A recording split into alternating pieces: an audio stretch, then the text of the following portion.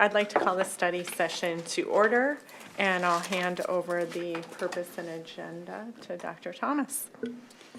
Thank you, Chair Crosby. Our work sessions with the board is an opportunity for superintendent and administration to have deep conversations with the board about key topics that will help to inform your roles as a governing body to execute on decisions here for the district. And we have a variety of topics slotted for this evening.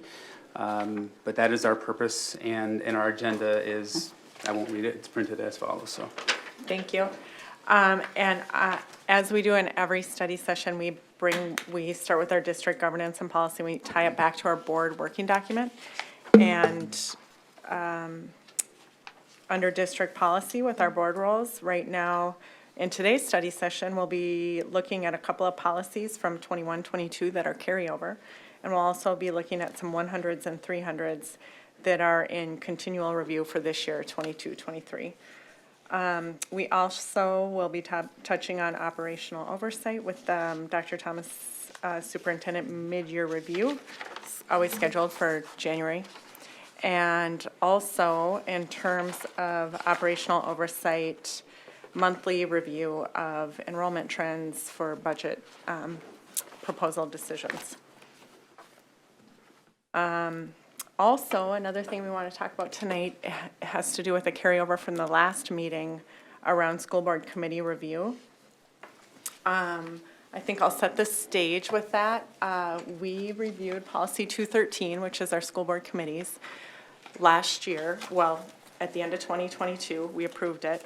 And we revisited the policy primarily so that we could get more streamlining with our work and less repetition, but also increase community engagement and involvement, particularly when it comes to the three board committees: policy, teaching and learning, and finance. Within that, and just to kind of clarify so we all are on the same page, and the policy does read this way, but our board roles in those three committees are to convene the work that's being done and to partner with the lead administrator on the agenda, and that lead administrator will lead the work and bring the information forward to help us as we move forward. That role is different from the role that we play as a rep for our internal councils and our external agencies. So those are also listed on our committees, but those are councils and agencies where board members act as a liaison, a rep, and we're really there to encourage cooperation and exchange information and bring information back to the board to help in our decision-making collectively. So I just really wanted to take a minute to kind of set that stage for us as a group as we start on this committee discussion. Do you want to expand on that at all, Dr. Thomas? I'll just echo what you just said. I think the other thing also, the conversation too, I think by Director Atkinson, was also to have conversation about other committees, councils, et cetera, as well, so that the board would be engaging in that conversation tonight. So I'll open it up for discussion.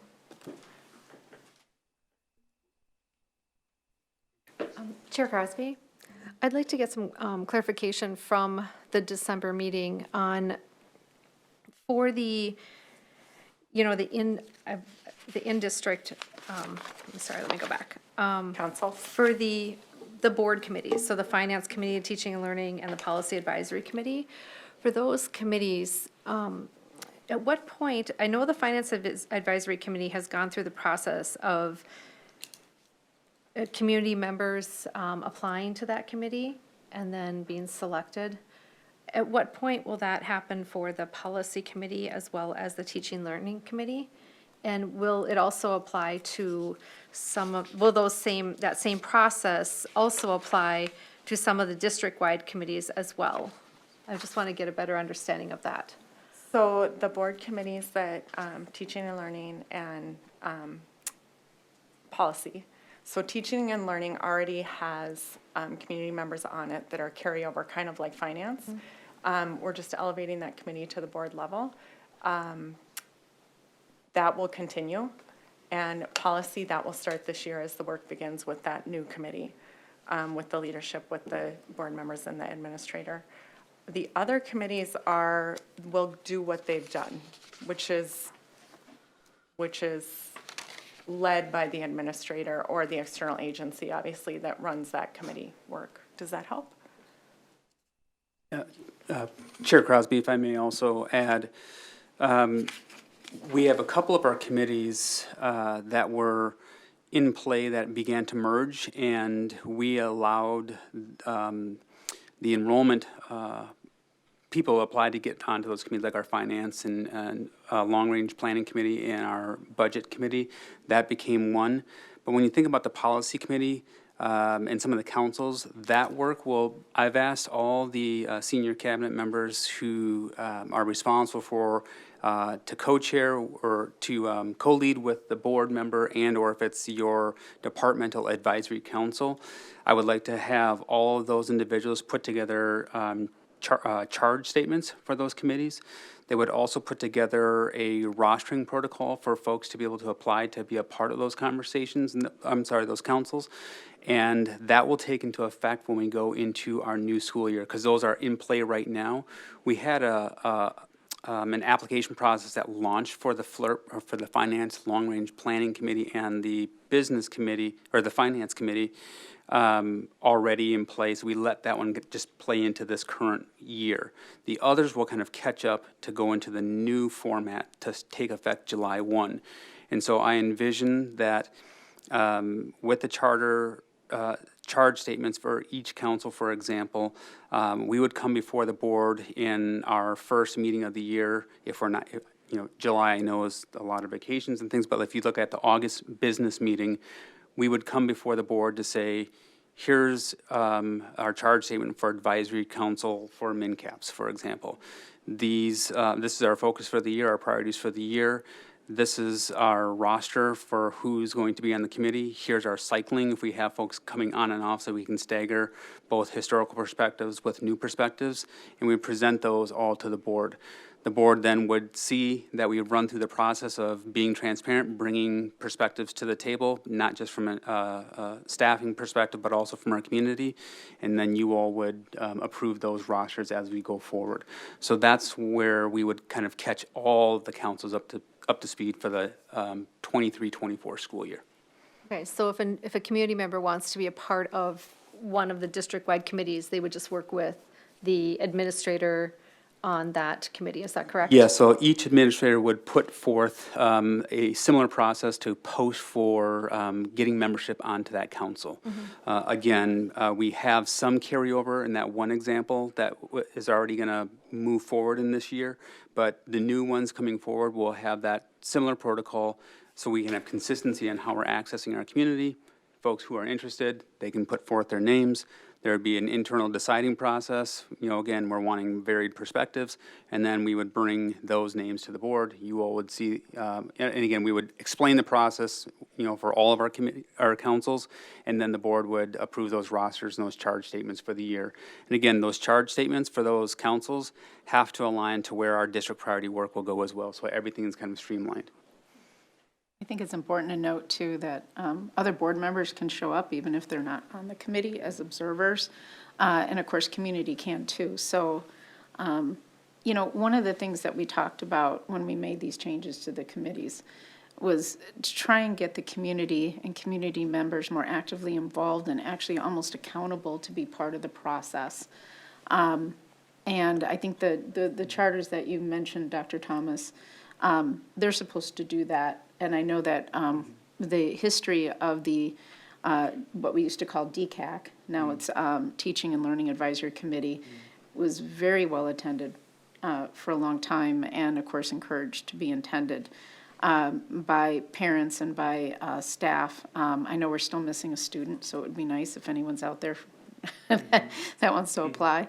But that was the purpose of it.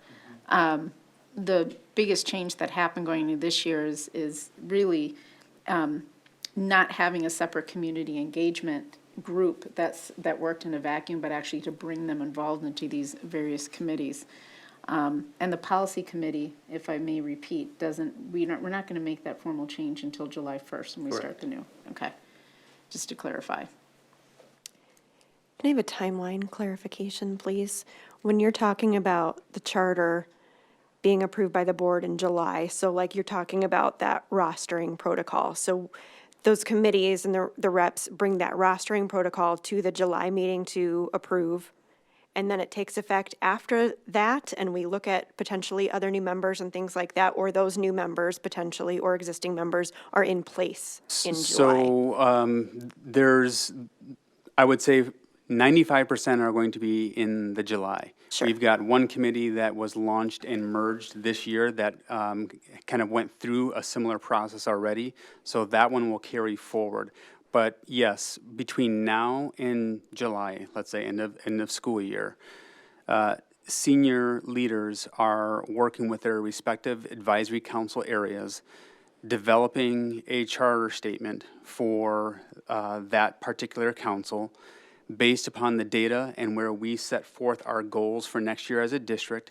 They would also declare their priority area of focus for that council. I would also be putting out membership applications for folks from our community to express their interest to be involved.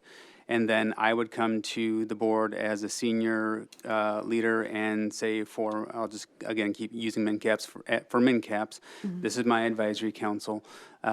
This is our charter. Here's our priority area of work for this upcoming 23-24 school year.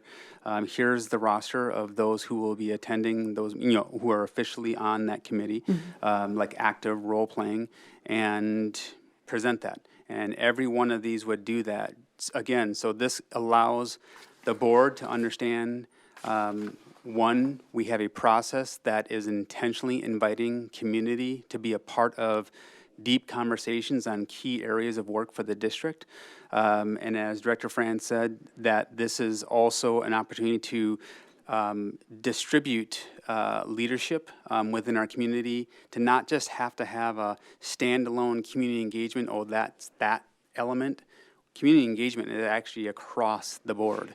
And so this allows us to have that engagement aspect on every kind of key area of focus for the district. So yes, that's when they would officially take effect for that upcoming, or for this upcoming 23-24 school year. And then beyond, that would be our protocol. And again, we would find a staggering cycle so that we would have, similar to the board, you have some members remain while others, have to run again, or they choose to do something different. And that way we have a good balance of kind of historical knowledge that we can carry through, but we also have new perspectives that are continually coming on as well. Okay.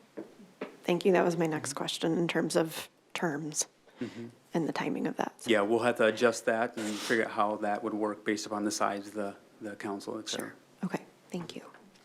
Just to, also to ask and clarify, when we did this for the Finance Committee, we put out an application, people applied. The Finance Committee met on those people that applied. We had so many spaces. We filled them, took it to the full board. The board voted on it, and then the people were notified, and the schedule was set according to what was put in the application. So that people going into that knew. And of course, it's hard the first time through to have staggering because you're all starting, at the same time. But I think what you're saying is I believe the process would remain the same for the policy committee. Yeah, we would be following that same process. And the district curriculum and learning had already been in play anyways for quite some time. So we would just, really the only thing new coming up is the policy committee.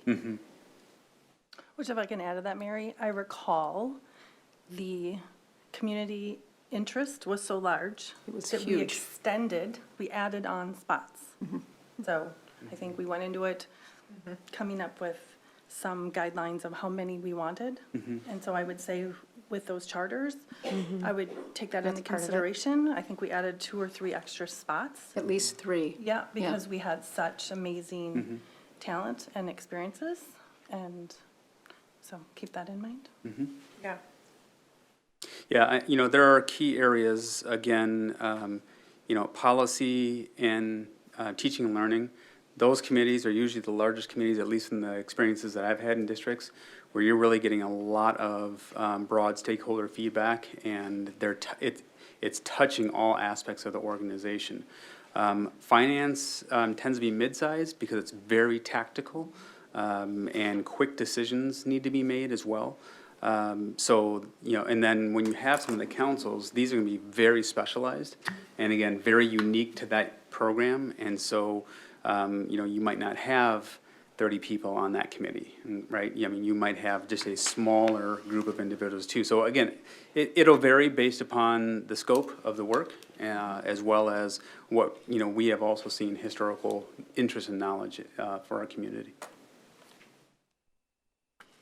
It's a great opportunity for our community to get involved. I think we've set the stage well for the, if we want to expand on this conversation. Do you have more you want to add? Yeah, so when I had originally brought this topic up, I was looking at some other districts and what other committees that they have that support their board work. And when I went back, I looked at not only our strategic direction, but I also looked at some of the key takeaways from Dr. Thomas's listening and learning tour to really think about like what type of committees we could have in place that would support our work as a board with some of the work that we're working on. And so the first committee that I'd like to propose a discussion on is a district safety committee. And from the research I did, what a district safety committee would look like would be provide a safe and secure and supportive environment for our school, with school safety was one of the key takeaways, not only on the strategic plan, but was also, like I said, on the listening and learning tour. So that's the first one. And then the second one is stakeholder relations. And what stakeholder relation looks like is this committee would support the communications and engagement team in connecting with the community through electronic and print publications, media relations, special events to strengthen the culture of respect and inclusion within our community. And this goes back to, like I said, one of the key points on our strategic directions is to foster a school climate and culture, which is a key takeaway in our strategic direction. And then this stakeholder committee could also provide communication that enhances collaboration and partnerships among our school families and communities. So a stakeholder relations committee. And then the third committee that I wanted to bring up potentially could be a student services committee. And what this could look like is cover topics critical to our students' learning experience, which is also part of our strategic direction. And when I think about that, it's like engaging with groups like the PTC, the DOGS, getting parent engagement, working with tutors and volunteers, working with student support services. And that is also, like I said, would be focused on culture, student engagement, parent engagement. What are the things that are critical to make sure that our students have what they need to be successful to learn? And so that ties back to our strategic direction of increase measurable student learning and reduce achievement gaps as we provide equitable student support through personalized learning and student engagement. And that also, again, was one of the key takeaways on Dr. Thomas's listening and learning tour, which was just, you know, academic programming and what do we need to do to support our students to learn? What are they getting what they need to be successful to learn? So just 3 different committees and these are committees that other districts had in place that they use to support their board work. And I just wanted to bring those up for discussion. Thank you. Director Atkinson. Can I ask you a question? Yeah. Didn't you mention last time you were interested in a mental health advisory committee as well? And where did you see that umbrellaing in Yeah. one of these, or did that fall off your chart? Nope, it would fall under the Student Services Committee. So that falls under like the Student Support Services. So that would be working with the Student Supports team, as well as the counselors and the deans, and it would fall under there. And different districts call it different things. You know, they have different committee names, but it's kind of like, what do you need for those students to be successful? Like, what are they missing? There's a lot in that bucket. Absolutely. you know, I remember looking through this and looking at the different committees, et cetera, when we went back to collapsing the FLRP with the whole community finance committee. And if you guys remember correctly, I went and researched 5 or 6 different states at least, as well as multiple districts, and came up with a whole slew of committees, some of which do align to what Lisa's saying. Or Director Atkinson, sorry. You know, and this may not hold water here, but one of the things I got brought back down to is focus. And by expanding and creating the policy committee, which is one of my number one goals, actually, when we discussed it, was because we want to also start slow and actually make sure that we can accomplish things. There's a lot of school districts out there who also had different student services committees, different student voice committees with parents and board members. I will say that they did fall more in the realm of the advisory councils than actual board-sponsored committees. And that's also what I started to research. And that's a huge, you know, difference between a board-sponsored committee and an advisory council. And then there was a lot of questions of what role would they play and what happens when we are so multifaceted in our focus, particularly as we're starting this brand-new committee structure. What do we expect to get out of that? So I think that where we started with on those 3 major committees and having the community in them and you know, making sure that the legislative committee is technically all of us now, that we all hear from these committees, and let's see how this flushes out. So that's kind of where I ended up with it. We also, when I also talked about some of my other committees that I asked for, we talked about technology committee, and then we agreed that that would be an ad hoc committee. So I guess my question is where we're going off when we're creating all these committees, we've got people time, we have focus, and we have core objective of each one of these. And what is the difference between the committee and an advisory council made up of administration, students, community members, and having us as liaison so that we hear from the community in a much more holistic fashion versus creating a more formalized committee in and of itself that is board-sponsored. And that's where I kind of came back and said, okay, let's do this. Let's see how this flushes out, and let's see where we are with this. I'm not sure if that resonates with anybody. And I'm certainly not saying don't change, because we made a significant change from last year. I mean, this new policy is more focused. And, you know, we may find out next year, July 1st, that this didn't work and we need to add more. But I personally think that if we want, that we can do these council representatives, particularly with the student group that you mentioned, because I think that would help us dip our toe in the water a little bit more and find out what the role of the board is supposed to be in that and how we can actually hear the voices of everybody in the district, but not lose our focus. So I'm kind of on the fence. I mean, with that, I see that, I was there, but I kind of like what we started off with. And I hope that we all are, you know, flexible enough to say, hey, after a year of trying this, did it work? Did we get what we wanted out of it? Is the community happy?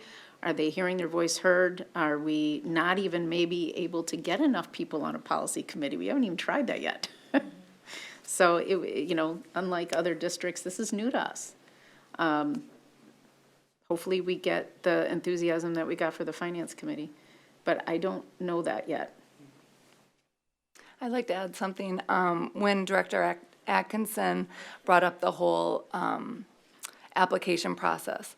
What comes to my mind is, in our best attempt to make sure that we have diverse input into all of our committees, as being a new board director and coming from that seat, there was many times that I didn't feel that there was a diverse perspective, and that may be, that perspective of mine might not have been correct, but it was my perspective.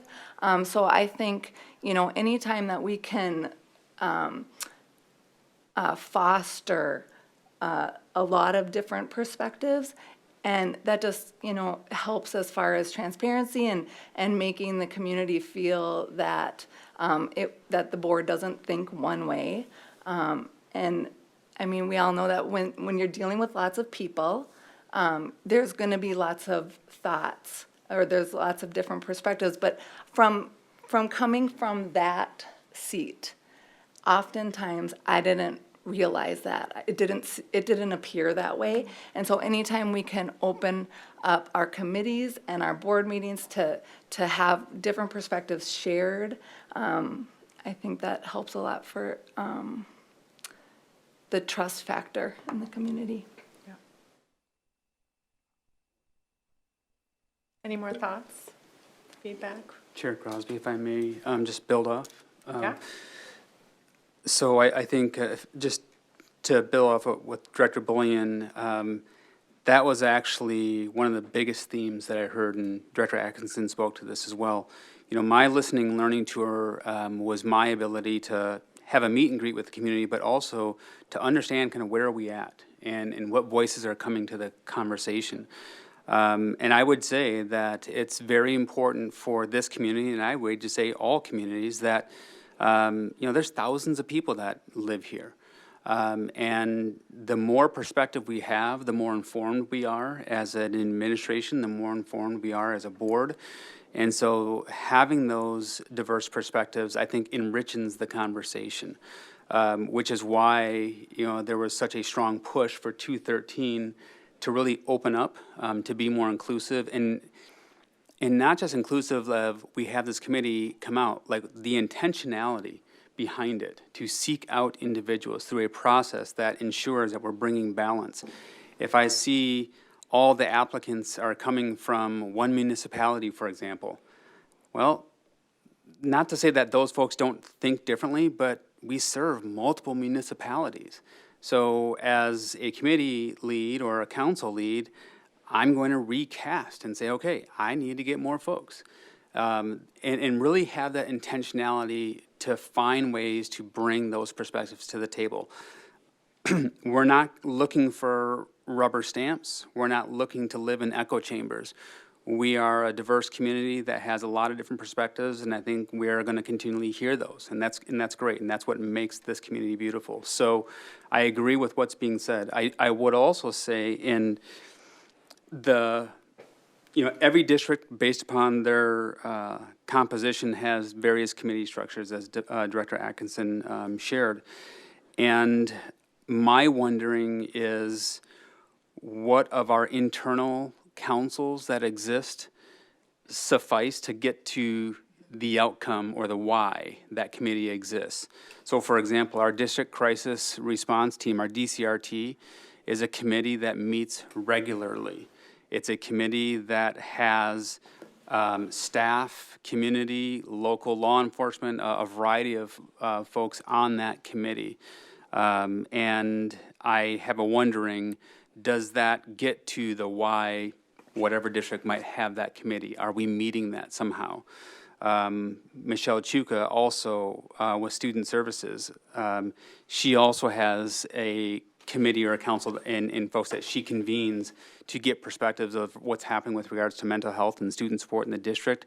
So is it a matter of connecting with some of our senior leaders to understand what are some of those ad hoc pieces that might not be formally charged that we can run through to see, are we getting to the why certain districts have committees that we are actually enacting, but we're not calling it a committee or whatever? That's just a wondering I have to see, could we get there and meet that intent? So That's all I wanted to add. I have something to Director Bullion, if you might. You know, when I got on the board first, I was actually surprised by the number of committees and councils that there were. Did you know about all these advisory councils and things like that before you became interested in running? And that's not a personal question, I'm just curious, because I hear a lot of people not knowing it, and I'm wondering if we're not, our medium of communication is not sufficient, and what would work better also to get more community engagement so we know what the general community would want to serve on, what they actually have time to serve on, what time of day works for them, giving everyone's busy schedules, work, kids, you name it. Yeah, I really appreciate the question. I became active in coming to board meetings. It was a year ago, June. So June of 2021, I believe. Is that right? Yeah. Yeah, a year ago, June. And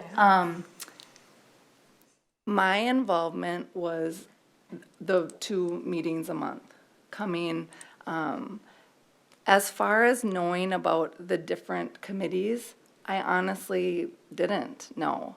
I shouldn't say that I didn't know.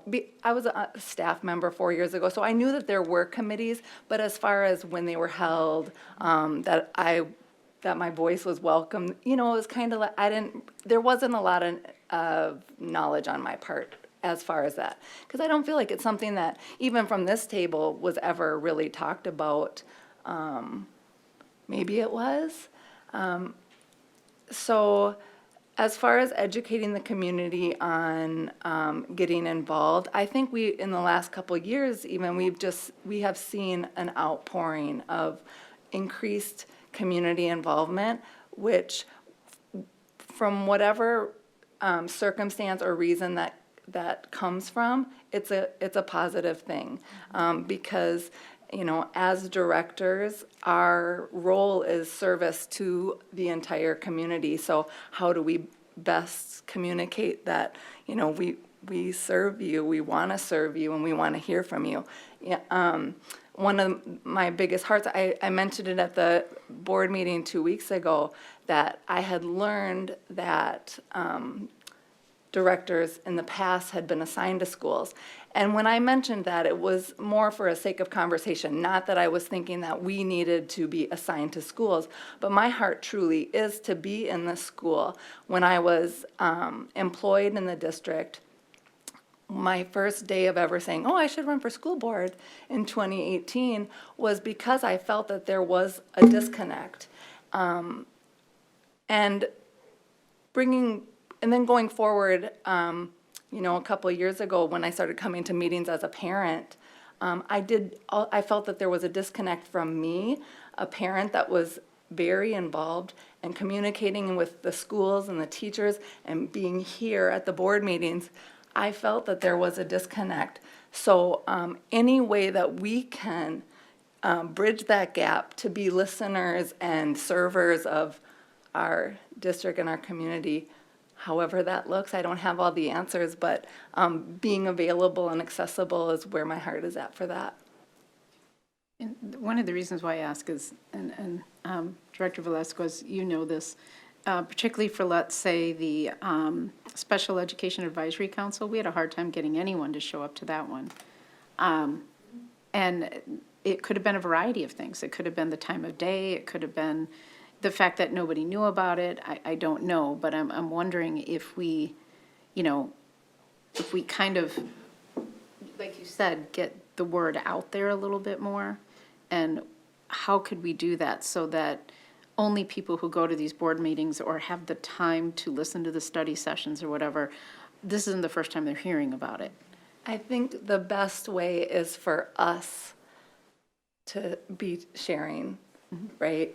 At least, I mean, we all have the people close to us, our circles, and you know, if we know other parents in the district, our circles, whether you're a parent in the district or you're a community member, people are interested in the district, and they, you know, one of my beliefs strong beliefs as a business owner and a resident of this community is a healthy district equates to a healthy community. So all community members, you don't have to be a parent to have interest. And I think, the district does a great job in communicating, whether it be social media, through the paper, those types of medias. But sharing the committee meetings to the public in a broader scope might help. Which I think the new structure that was put into place at the end of the year is going to facilitate that as well. I mean, I'm not going to look back, but they're just even putting this together, like, when does this meet? Who's on it? That is not very easy to find for any of us. And so I think making it more formal and more transparent, it'll make it better for everybody. And I don't know, I don't want to go back again in time, but we did have a couple of years where we weren't even able to meet in community either. Yeah. Not an excuse, but a reality that we all experience. So this is a great time to revisit it and go forward. I would also say, moving into different committees and options like that, I do know we had mentioned possibly talking about some retreat structure, where we have a little more time to figure out how things plug in, and then where we might be missing out. I'm open to that as well. So. Yeah, you're absolutely right. I was reflecting back on when I ran many moons ago. I knew of some committees and tried and hunted for information and had to reach out to the different administrators, kind of like, oh, are you my mom? Are you my mom? Are you the one who's responsible for this committee? Tell me about it. Just to try and get some additional information and insight, because it wasn't very easy to source on our own websites or social media channels. So that was a concern. It's kind of thinking of the Public Engagement and Legislative Action Committee. One of the tenets there was to increase transparency and increase that communication. It was intended to start very small, just internal with administrators and school board members, and then morph into engaging community. And we didn't quite get there before we dissolved it, but I think with the current direction of just increasing transparency in all things that we do, I think is going to help us get on the right path towards that. And Director France mentioned the Special Education Advisory Council. There was almost 3 years before we met because there wasn't parent representation. It was staff and it was a board member, and that was it. It didn't really work very well. And we tried a variety of different avenues to try and bring in people, try to engage and do outreach with those that we knew of within the district, or those who open enrolled into the district who had children who were in the life skills program or a variety of different special education or received different special services. And invariably we would have one parent that would show up for one specific issue to talk about it at that one meeting. And then that next meeting, that person was gone, and then because we solved whatever the problem was. So I think under the direction of Director Chuka, we can, I think we're in a good spot. Yes, we're in a good spot and trending in the right direction. So I think that's also a good platform, just kind of thinking of the student services and kind of expanding that. We definitely need to build up on the special education component first, and then we can continue to expand from there. Maybe, okay, maybe, we'll see. Michelle. Go ahead. So I just have a question. So I would agree with what Director Bullion said, is that, like, I think we as a district could do a much better job, just as we are advertising the Wednesday special presentation on the finance presentation. I think that we could do a better job of advertising when these committee meetings are, and whether it's on social media or in the newspaper or whatever. And also, I was just speaking to a parent this afternoon at one of the schools, and the question was, well, can I attend? And it's like, yes, these meetings, these committee meetings, you're welcome to attend. So I think just giving a little bit more information to the committee, or explaining to the community that these committee meetings are open for the public to attend when they are, and I think that would be really helpful. And then I just want to get some clarification, because I may not be clear.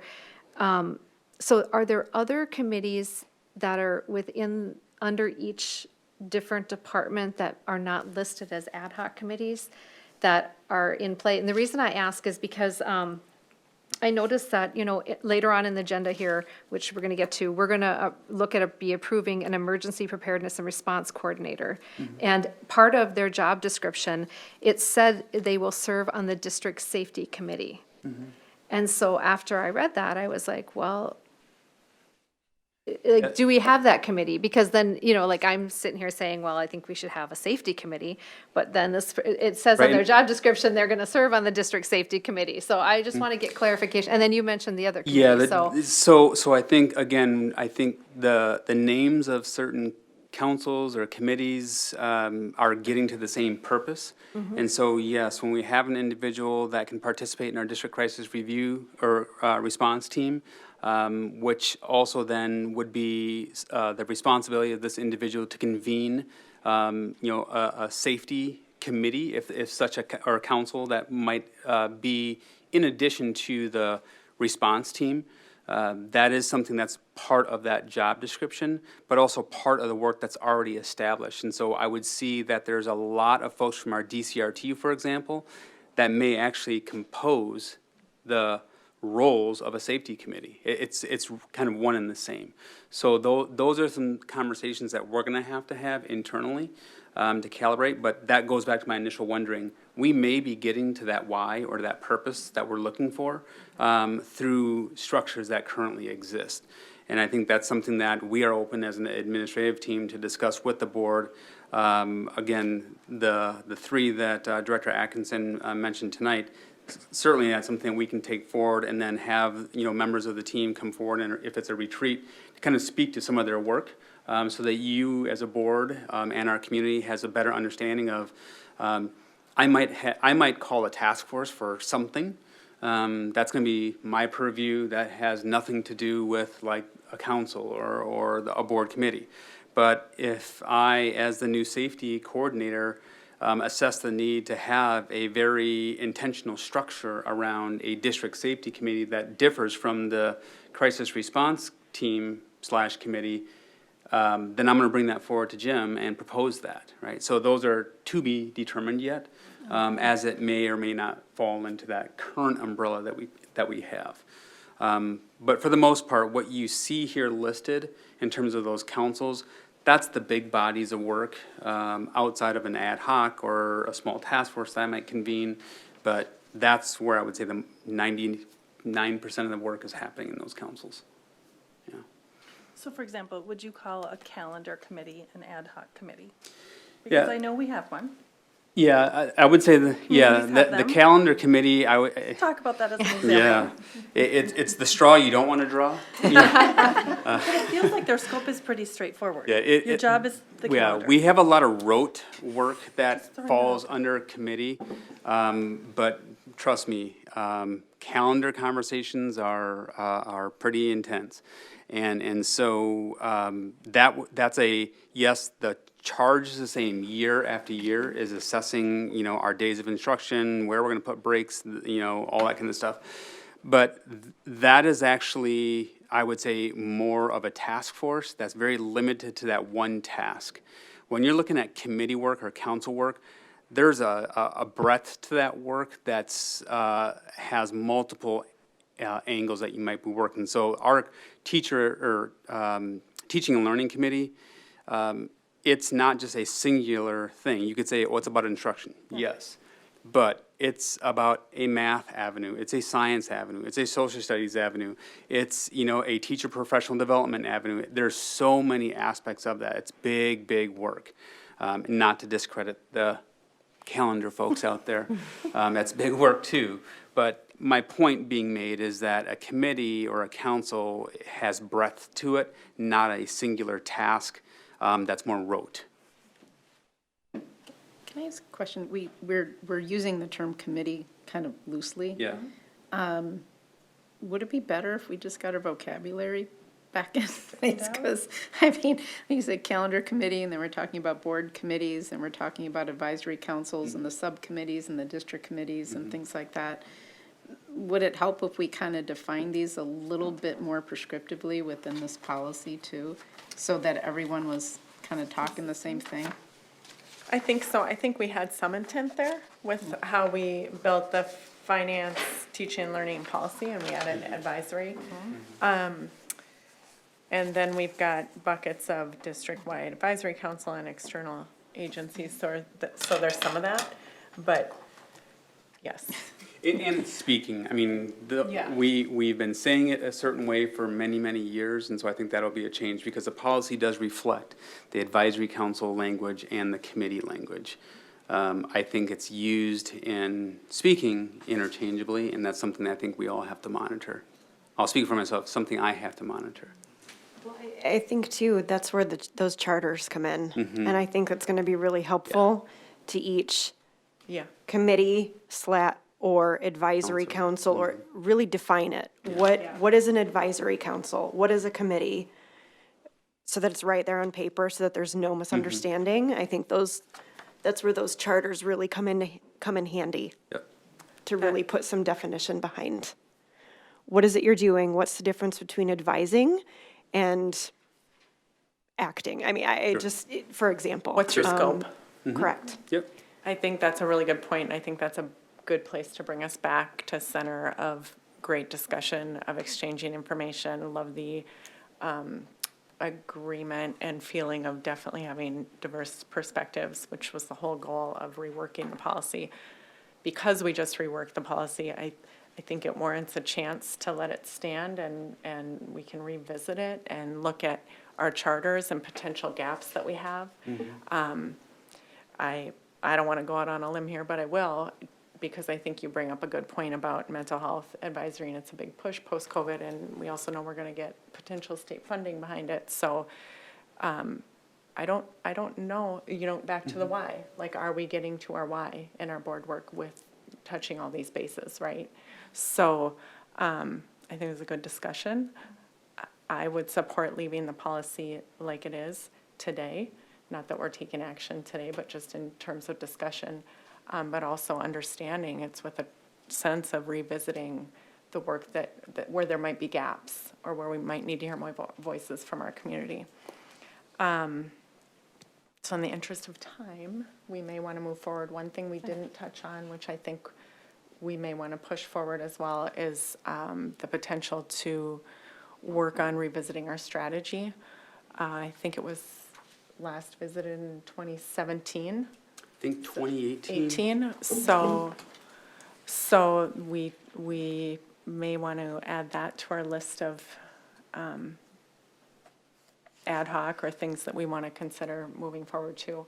But in the interest of time, we should get on with our agenda, if you all are comfortable with that.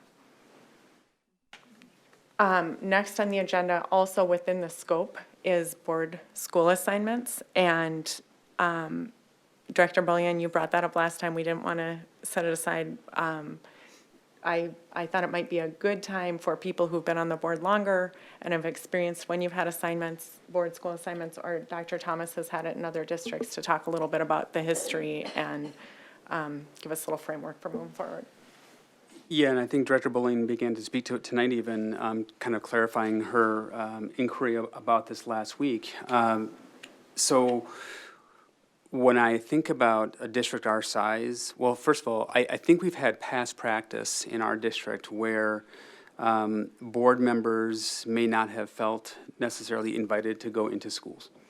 And I'm just generally making a statement, not that it was an edict given, but there was a different approach as to the board members' role going into schools. It's always been my philosophy, and I've said it since I've joined the district, and I say it all the time, these are your schools, these are our schools, these are the community's schools. I think as board members, you all will see amazing things happening. You can read all the reports and PowerPoint presentations in the world, but to live it, to experience, to see it, to talk with students, to talk with staff, you get a very different perspective, and I think it rounds it out. So it's a good opportunity for you, and I would say I invite you to go into our schools.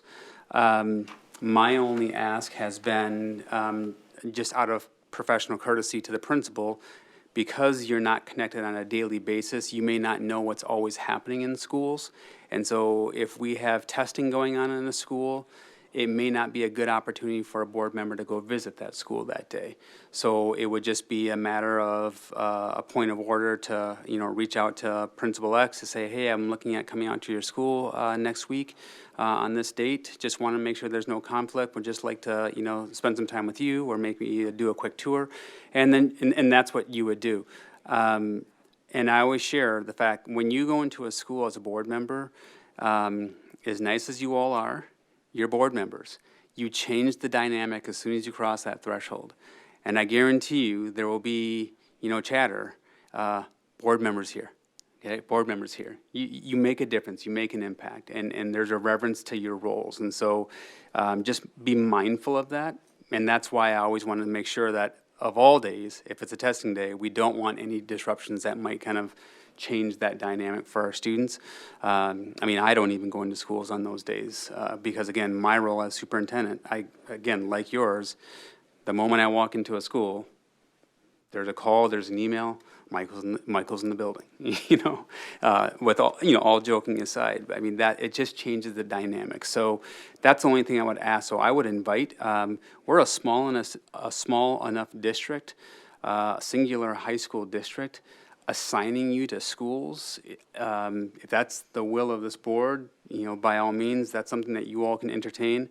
But I think there's enough of you and fewer of schools to be able to go into schools as you see fit. If we were a large district, which I've been in some, where you actually split by zones and board members kind of represent a zone, that makes sense to me. I've seen that play out well. But I think we're small enough that it works well when board members are just free to go wherever they need to go and not necessarily assign. And I think the assignment piece was more so who would be a point of contact from a governance standpoint. So if I'm going to email the board about an event, because you can't all get to an event, Director Bullion's my go-to for these two elementary schools or something like that, right? I think that's what I heard in terms of your ask about assignments. Maybe that's not what you're asking, but Honestly, when it's just something that I've heard from a past board director from our district, that board directors were Used to be. assigned to schools. And it wasn't my desire at Gotcha. all for Gotcha. us to be assigned, because I know that doesn't, that doesn't even feel right. Right. It was more just, and I didn't share it at the last meeting, but it really is my heart to be in the schools and to be accessible. That, I understand and I appreciate that when you share the advice that, we do wear that hat. But the hat that I know that I wear is service to the district, and I want to be accessible. Yep. So, yeah, not assigned. got it. And I think, so that would be my vantage point, Chair Crosby. I Anybody? agree, I don't want to be assigned to a school. I want to go home. Don't we? I feel that way, but That's just- I But it's just good to know wanted the to make history. sure, the history's The good. history's good for me to It know. provides context, and that's important for us to understand as we move forward. Okay? I agree with that as well. And just kind of reflecting on going to visit different schools, we each come with our own lived experiences, our own backgrounds.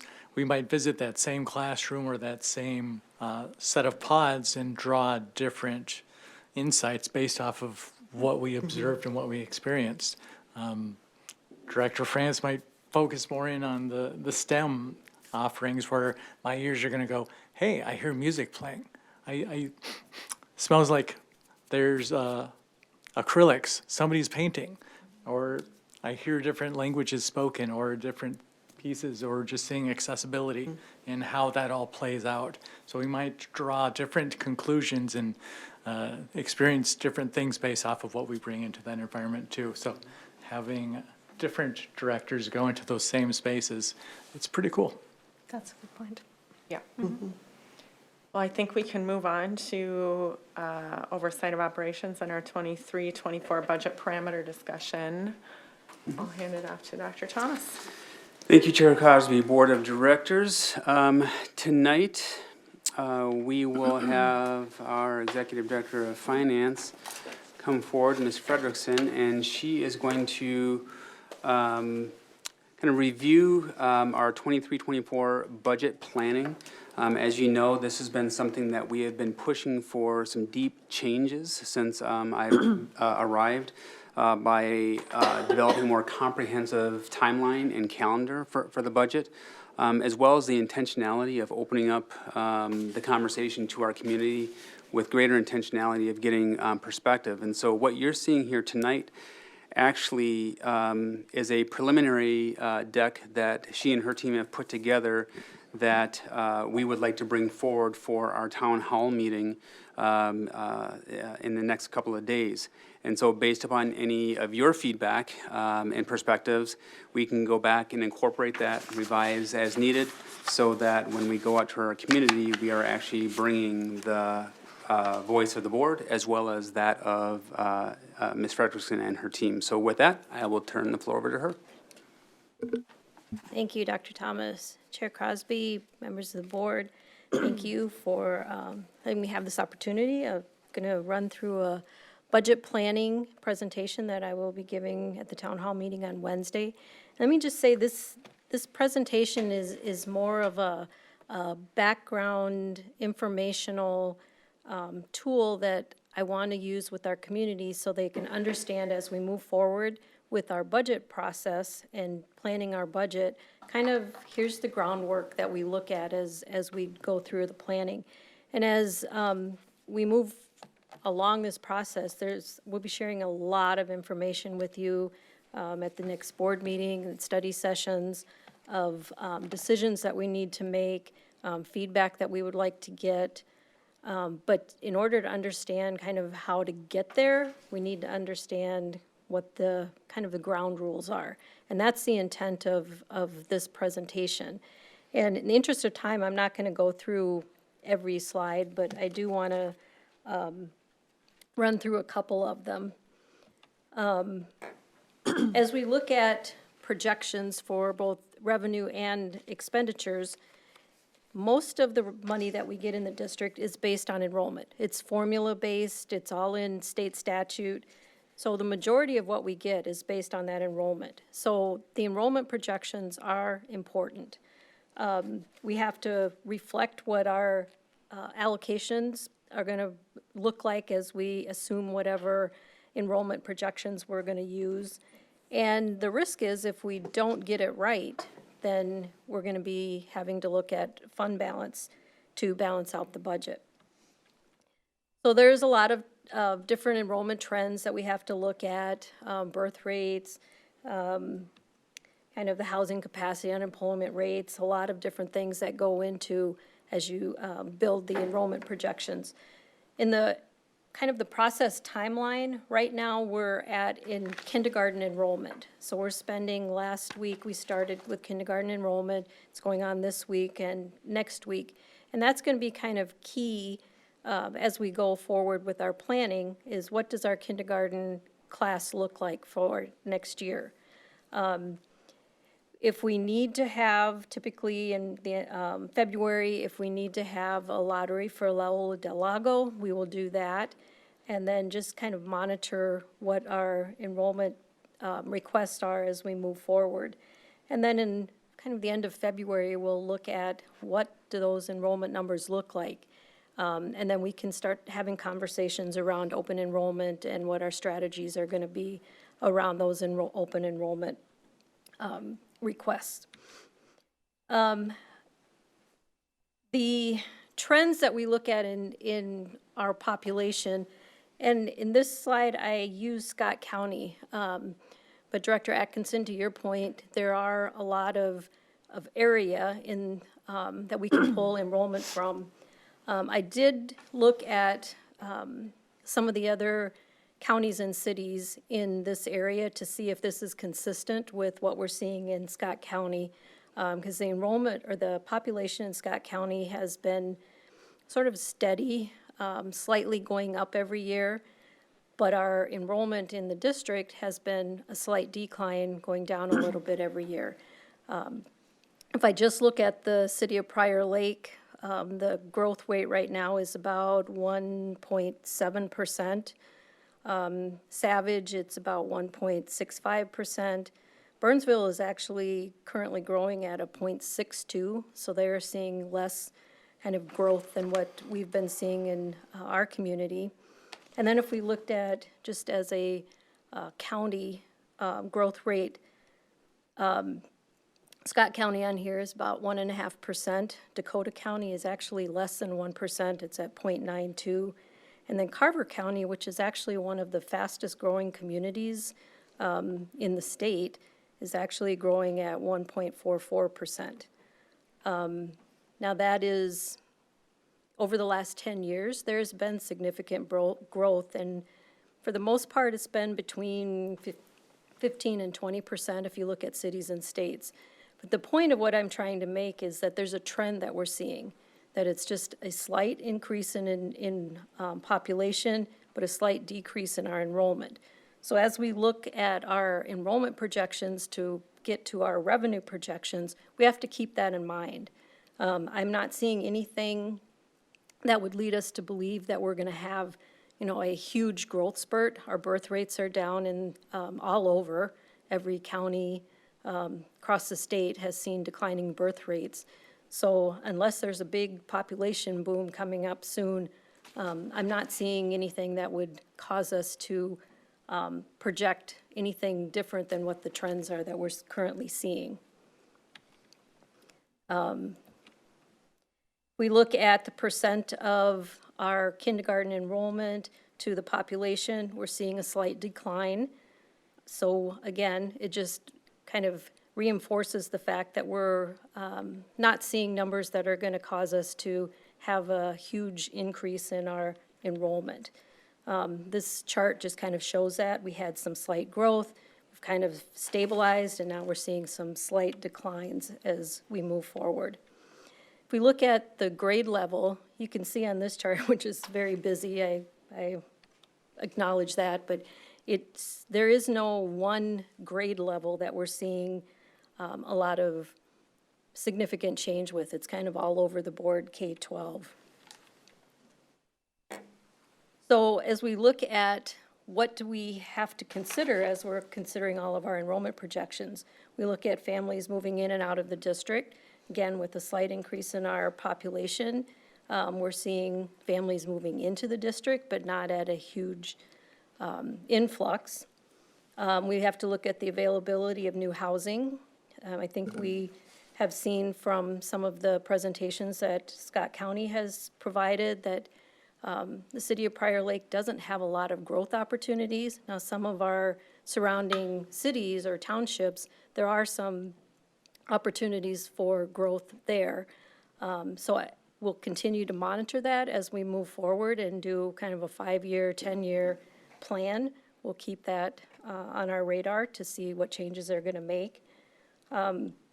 Families are looking for safety and climate in their schools and neighborhoods. That has an impact on decisions that they make. There's a variety of school options that families can choose from, including charter schools and non-public schools. And Minnesota is an open enrollment state. There's a state statute that allows families to submit an application for attendance to go to a non-resident school of their choice. Some of our enrollment trends, we're seeing increases in some of our diverse populations. Our special ed and English learner populations have been fairly steady over the last few years. Our free and reduced lunch price meal trends have slightly declined as we've looked forward. Again, that has impact on what our revenue is going to be projected as we move forward. And also, when we look at planning, the current county growth estimates may not reflect our the reality of newly arrived immigrants that we're seeing in our district. So as we're looking at our plans for the next 2, 3, 5, 10 years, we also have to consider what our demographics are going to look like as we move forward. And then also the trend in the economy. Are we going to really see a huge recession, or is there going to be a change in that trend? So we kind of have to keep an eye on that as we move forward. And then another factor is opening and closing charter schools in the area. And I just listed a few of them here. I think Aspen is in our district, Aspire is in Shakopee, Gateway's in Burnsville, FIT is in Apple Valley, and Great Oaks is in Farmington. I did look at Eagle Ridge, which is in Eden Prairie. They've currently enroll about 31 of our kids, so that may be one that we want to look at keeping an eye on. So our future enrollment projections, we actually had this conversation at Finance Committee when we met last month. We talked about the different options that you can choose as you make enrollment projections. You can use a 3-year weighted average, you can use a 5-year weighted, you can use a 6-year straight average. I mean, there are many different variety of calculations that you can use to project our enrollment. And after a fairly robust conversation at our Finance Committee, the consensus was that it made sense to use a weighted 3-year average, which puts the higher weight on that third year. This assumes that as we move forward with the 3-year weighted average projection, that the trend for the last 3 years will continue as we move forward. It also factors in the COVID year, because that was part of that trend for those 3 years, which we all know that COVID is kind of skews all of our assumptions, so we'll just have to keep an eye on what we're doing as we move forward. And then we also have an opportunity to monitor and adjust the enrollment changes during the year. I mean, you see budget amendments come through you periodically throughout the year. Those are the times when we can look at what is actually happening, because we're planning a year in advance. We don't really have a crystal ball that's going to tell us what exactly is going to happen.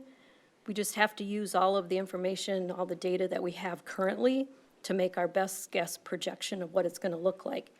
But we're not held to that. When the state does their final revenue, they are always going to go back 2 years and adjust whatever formulas for your actual enrollment.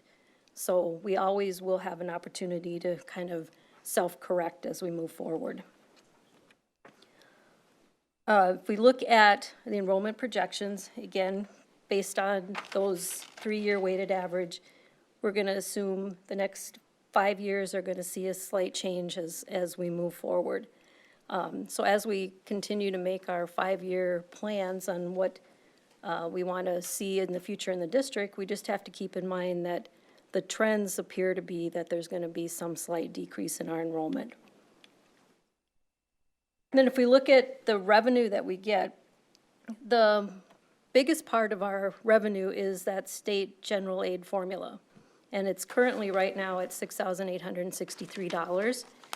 The governor has, in his budget proposal, proposed a 4% increase for next year, and then a 2% the year after. That has to go through the House and the Senate and get approved. Typically, I won't put that in a budget projection until it's absolutely final, because we don't want to over-project what our revenue is going to look like and then have to panic later if it didn't kind of materialize. But that's kind of where you build Plan B. If we do get that kind of increase, what are the things that we would prioritize using that revenue for? We also get categorical aid, which are based on student characteristics, and then we get partial reimbursement for special education programs. And then the local and other revenue is the property taxes and our voter-approved referendum. And then we do get federal government dollars that usually flow through the state. It'd be things like the Every Student Succeeds Act, which we usually know as Title I, the Individuals with Disabilities Act, and of course the USDA reimburses us for our food services. This is the budget revenue allocation. It's just kind of showing the percentage of how the revenue comes in. The general education dollars are the biggest percent, and then the property taxes, and then we do get other revenue. Again, as we move forward in the budget planning process, these numbers will get refined as we have more concrete information available. The general fund formula allowance is set in statute. It's currently $6,863. It provides about 63% of our funding. And most of it is not designated for any specific purposes. So these are the dollars that pay for things like classroom teachers, transportation, principals and assistant principals, school secretaries, building custodians, our curriculum, utilities, and then our administrative and operational departments. The other kind of general fund revenue that we get are things like compensatory revenue, which is tied to the number of free and reduced lunch students at a site.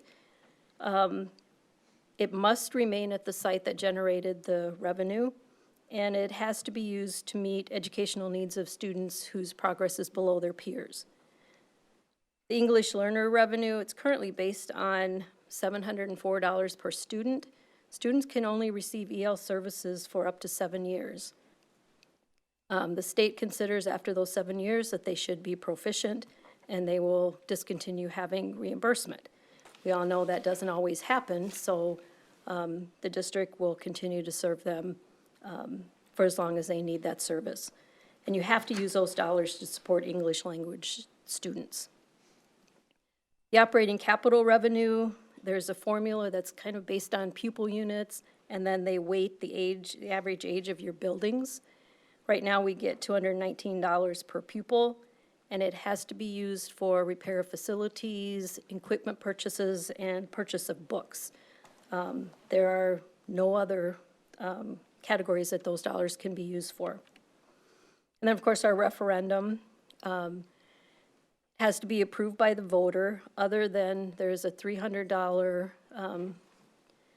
LOR that districts can automatically have without the approval of the voters. Currently, the cap on it is $1,882, and you can have the vote be tied to inflation, which we do not. We also, our referendum right now is $624 per pupil, so we are not at that cap yet. We would have to ask our voters to approve an increase in the operating referendum. The referendum dollars can be used for any expenditure that would be allowed under the general ed formula, so it's not necessarily tied to specific purposes. This chart just shows how we compare with our surrounding districts. If you'll see that Wayzata, Edina, Burnsville, and Minnetonka are over that $2,000 cap.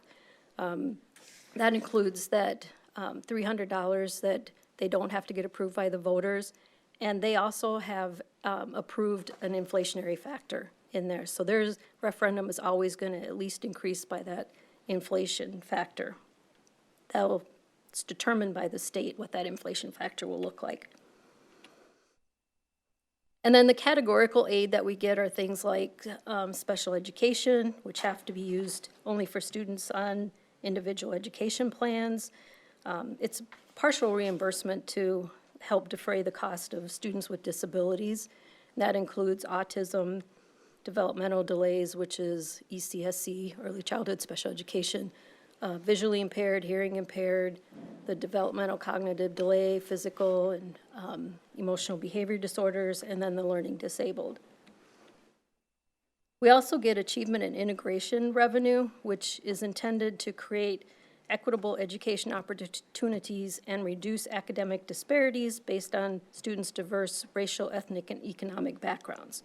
We have to have an approved plan. MDE must approve our 3-year plan, which Director Oak is currently working on now. We're at the last year of our current 3-year plan. We get about $350 times the number of protected class students. A protected class is a group of students with a common characteristic who is legally protected from discrimination and harassment based on that characteristic. And the state also will tell us how many protected class students we have as they calculate the revenue. We get alternative teacher compensation revenue, which is formerly, or most people know it as QComp. It's a state-funded program that's used for supporting the effectiveness of teachers. We currently get $260 per enrolled student, and it can only be used for leadership training and stipends of teachers. Another categorical aid is our long-term facilities maintenance revenue. There's a formula, again, based on pupil units and a building age ratio. And you have to have a 10-year plan approved by the Department of Education. Can only be used for building maintenance, approved health and safety capital projects, and increased building accessibility. Cannot be used for new construction. So the general education formula has not kept up with inflation over the last 23 years. You can see at the very end of that graph that disparity has significantly increased over the last couple years. The governor has again proposed that the state general education formula get tied to an inflationary factor, which would be great if it passed. It's not going to close that gap right away because he is assuming that will start in 2 years. I think 2026 is the first year that you tie it to inflation. So if we have a 4% increase for next year, if it gets approved, you're closing that gap slightly, but you're not getting all the way to that 8,000 per student inflationary factor. So it's going to take a while for the state to kind of catch up, but every little bit is going to help us, and we need to absolutely advocate for the governor's plan. If you look at our budget expenditure allocations, we can't spend more money than we get for revenue. So again, those revenue projections based on those enrollment are going to be very important because as we decide how we're going to spend it, it has to be within those parameters of how much revenue we get. The majority of our expenses are going to be for salary, wages, and employee benefits. We're a very labor-intensive organization. Most of our money is in people. And our educational cost per student, and this came from the audit that was done by auditors that we saw in November, I think they presented. We spend nearly $2,000 less per student than the average school district in the 7-county metro area, which means that we get approximately $17 million less annually than some of our comparable districts. And that is directly tied to having one of the lowest voter-approved operating levy in the area and with no inflationary factor. And yet at the same time, we're able to provide good value and offer innovative programs and personalized learning, and that's something that we should be very proud of. So our budget timeline, budget is a kind of a 12-month process. You're constantly going through the process. Right now, we're at that stage where we're setting priorities and beginning to do our budget planning. The next step will be to start working on our allocations. We'll get school and department budgets done. We'll provide you with all of the data and information that you need as we move into that vote in June. We have to, by statute, have a board-approved budget by the end of June, or we do not get revenue starting in July. So again, as we move through this process, we'll be providing you with just a wealth of more information of things that we're planning as we move forward. We're going to build a budget based on our strategic plan. You've all seen the strategic plan. If we make any revisions, again, we'll have to make those changes in the budget planning. Some of the revenue assumptions that we're going to make as we move forward is that the state legislature was going to increase the basic general ed formula by at least 2%. The revenue formulas based on the enrollment are going to be reduced because we have declining enrollment. Our referendum is going to look like it's less because we don't have an inflationary factor built in it. We are going to make sure that we spend the last of our COVID-19 dollars. There is a deadline of when those dollars can be spent. We'll make sure that we get those spent for the appropriate expenditures.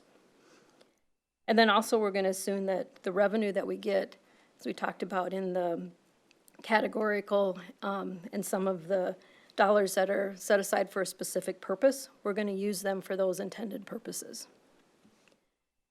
And then as we build the expenditure budget, the school allocations are going to be based on student needs. And one thing that I think you'll hear as we go through this process is that we are going to make sure that school allocations are equitable. And equitable does not necessarily mean equal. It might, but we are going to have to look at the needs of those students at each of our buildings to determine what is best needed in each of those buildings for the schools. The department budgets are going to be based on the anticipated needs that each department needs, and then we're going to prioritize them. We are going to make sure that each employment bargaining unit, the contract terms are going to be honored. And our projected end of the year in June 30th of 2023, our unassigned fund balance will meet our board policy of at least 8%. So what is our next steps? We need to continue to finalize those enrollment projections, estimate our revenue based on those projections. We're going to determine our equitable school allocations based on student needs, prioritize the department expenditure requests. We're going to report projections to the school board and our community for further feedback. We'll have another town hall session in April. We're going to finalize the 23-24 budget allocations, and we'll send them to you to review and continue to get your feedback on where the priorities or changes need to be made. And then we need to continue to monitor actuals versus budgets and continue to revise any of those budgets that we need to as we move forward. So that's really quick what the town hall meeting is going to look like. I've gotten some feedback from you guys, and I appreciate that. We'll take that into consideration as we move forward with the presentation. But if there are things that you think we need to adjust or change or add or subtract, I'm certainly open to any suggestions or feedback that you have tonight.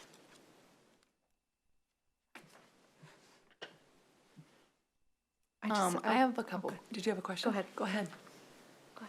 Okay, one question that I had was, looking at the, gap between, what page are you on? The general education formula allowance has not kept up with inflation over the last 23 years. And there's a really large gap from 21 to 23. And I'm curious, is that just because we've gone through, or we're dealing with inflation at such a high rate, or is COVID having to do with that gap?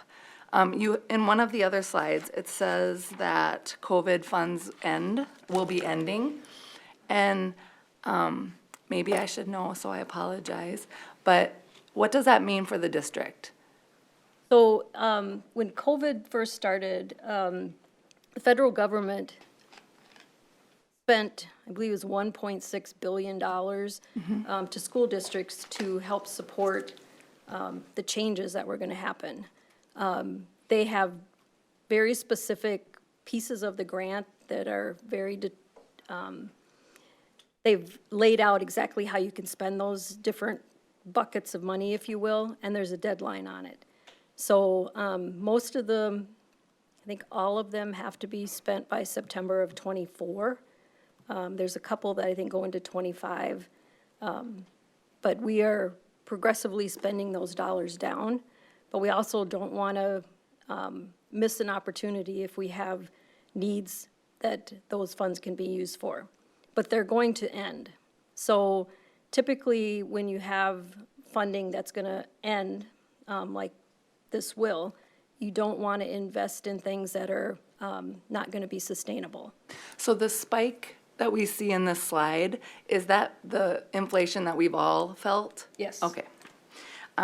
The other question Not is, related, sorry to interrupt, I just want to be super clear here. This is the general ed fund, so it's not related to COVID dollars at all. Those were mostly Right. federal. Yeah, okay. Okay. Just, yes, thank you No. for that. My other question was on the next slide. And I understand that most of our budget does go to salaries and wages. And again, I apologize if I should know this, but I'm wondering if we, as a district, have the breakdown of from administrative staff to teachers' salaries to is that all broken down? I should know that. That's actually part of our financial statements. It's, state requires us to break it down into administrative, okay. teachers. No, There's- so I won't make you go into that here. I'll do my research on that, thank you.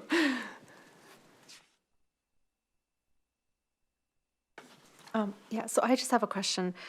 Can you help me understand the 2017 levy? You had stated in your presentation that we are very low for a district in operating levy.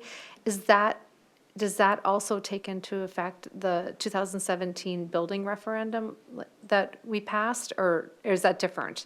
That's Then- different. That's This one is different. just the operating referendum that I showed. Okay, and so the building referendum that the taxpayers, we pay currently, when does that fall off? When does that end? Do you know? Because that's part of our tax statements currently. Currently, I believe we're just seeing a operating referendum. I believe the construction, I'll have to double check, but I believe we sold bonds for the construction. And there's just a very small amount left in the levy. We have the debt service. That will continue as long as we have interest and principal payments on our bonds. And we usually sell bonds over a 20-year period. So they'll continue. Well, that will continue to be a part of the taxpayer. Yep, for the debt service. Yep. But that's separate than the operating. Right, and I believe on our taxes, there's, I think, 2 line items for the school, if I'm correct. I'll have to go back and look at that. We have an amortization schedule that's put out by Ellers that shows that decrease in the percentage of your taxes. That's part of most of our board books in the financial section. It does decrease, but correct me if I'm wrong, I thought we refinanced some of those too. So there's a smaller payment on a longer period than we're just trying to maximize the cash availability, And the liquid next cash. board meeting, you will see a request for a refunding of, I think, 16 million. But we're not extending the terms on that. I think we're We're just not. going. Other questions? So I have a couple of questions that I think will help with, Director Bullion said, what is the inflation rate set by the state right now? Do you know that offhand? I believe they're using, let me see if I have it in here. I think it was I can double check. I think it was like 2.3% or 2.25 or somewhere in that range. I'll double check and let you know.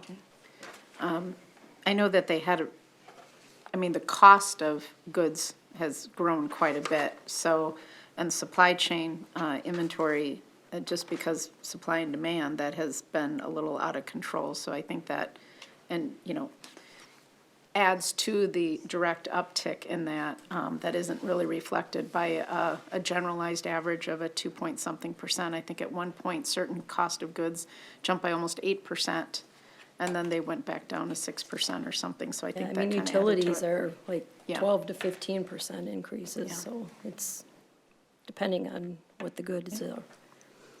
One of the other questions that I had is basically, in 2016, we had a demographic report that was and we were pretty on target with the demographics in all of Scott County, at the cities, and even the state, where they said 2020 we were going to flatten, and 2025, 18 and under was going to be the slowest growth demographic. Obviously, it did not predict the pandemic, and it didn't predict the economy issues. So that really led to the distribution of those demographics, not necessarily the overall count. Do we have anything like that? And they based it on a 30-year birth cycle. Do we have anything like that moving forward? And obviously, it's going to fluctuate wildly in a couple of years' time. They're really looking at the average. But has the state given us any direction as far as that goes? Because they usually do that 5 and 10-year projection. I have not seen it yet. I think COVID is sort of throwing everything off. I know there is a website called World Population Review that you can look at it has some very detailed demographics by city and by county. And then the census, obviously, once that comes out is final. I don't think it's final yet, but once we have the census, we can get some more demographic information from that. Well, the other thing is what I want to bring up with that is that this whole time, even though we may be a growing population district as well as other areas, even Carver County, there's still, and correct me if I'm wrong, because I did not look at this previous to this meeting, that the 40 and older or 55 and older demographic is actually the fastest growing, not because of those birth rates. And I think that's something that we need to keep in mind as far as our tax base goes too. Yeah, and actually, I did look at the median age of the cities surrounding us. The median age of Prior Lake resident is 39 years. Savage is 36.6 years, and Burnsville is 37 years. So that just kind of, if that's the median, then you have to believe that the population is aging. Add something? Well, I was just going to say to Vice Chair Francis' point, at the scale meeting this past summer, that report that was shared by Scott County actually validated your point. That's exactly what they found. And that what we're seeing in terms of growth in our area, aside from that age demographic, is even industry. Like, we're not getting rooftops, we're getting a demand for commercial, or for industrial. And that's pretty much Shakopee. And so for us, where we don't have the commercial footprint to offset the taxpayer, the homeowners, that's another challenge that I think we're going to feel kind of compounded based upon some of their projections in terms of industry growth as well, rooftops versus commercial and industrial. The other thing I wanted to ask, and I'm sorry, did you have a question? I have some, but go ahead. Did the Met Council, who normally, because we do have still quite a bit of land that's open, but the Met Council and as well as the city councils involved within our district boundaries usually come in and pre-zone that. And I know that a lot of that, to the point of Dr. Thomas, was that it is going more mixed-use, industrial, business, et cetera, instead of residential, because we are favored residential still and not multi-housing unit or 55 and older, just selected living areas, commercial, et cetera. Is that coming into play at all? I mean, I'm not even sure if we have the recent zoning requirements from the land that hasn't sold yet.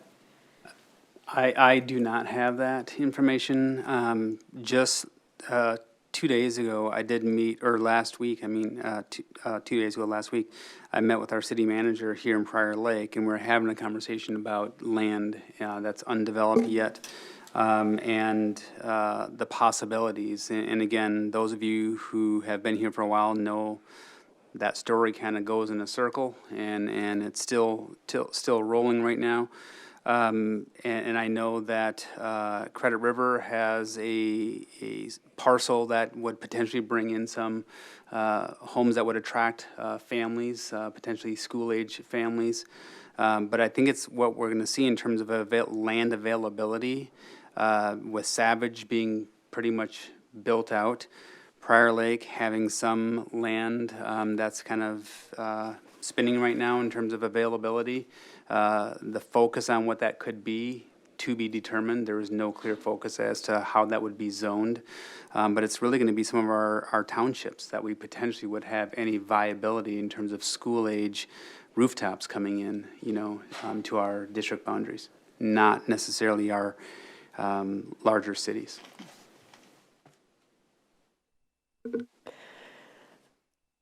Starting with a comment, I know that that school finance is incredibly nuanced and difficult, and you live this every day of your life. And I think to put this in deck form is a testament to you explaining things so well. And I know you went through this at lightning speed, and I know we had it ahead of time than what you'll do in a couple of nights, but it's really appreciated. And I think I'm curious, I'm asking for your opinion, if you're comfortable with that. What are you hearing from the community in terms of when you put this together, what were some of maybe the questions that rose to the top where, okay, I really need to make sure I include this? We're getting questions about that. So I guess that's more fact than opinion. But when the governor came out a week or so ago, as a finance person who lives these numbers every day, what were some of maybe your first thoughts? Was it, hooray? Was it, yeah, I'll believe it when I see it? Or was it, from your point of view, I'm really curious when that news came out, kind of what your first thoughts were. Well, in the finance world, I guess I think what me and some of my colleagues have been discussing has been more around if they're going to tie if they're going to do the universal free lunch for everybody, which is tied to free and reduced lunch rates, which is how we get our compensatory revenue. How is that going to impact us? Did they think about having to change that formula? Are we going to lose dollars with the compensatory revenue? How is that all going to play out? So I think there's hopefulness that they're at least thinking about some of those things. We appreciate anything on the formula allowance that we can get. As you know, last year they didn't finish their work at the Capitol, and there was no decision made around that. So the other thing that they're talking about is reducing the special education cost subsidy. I think that would be great, but I think everybody is just very cautious. I think I feel more hopeful knowing that our House and Senate are both of the same party as the governor, and that may help with some of the conversations that are being had. But I tend to not believe it until I see it.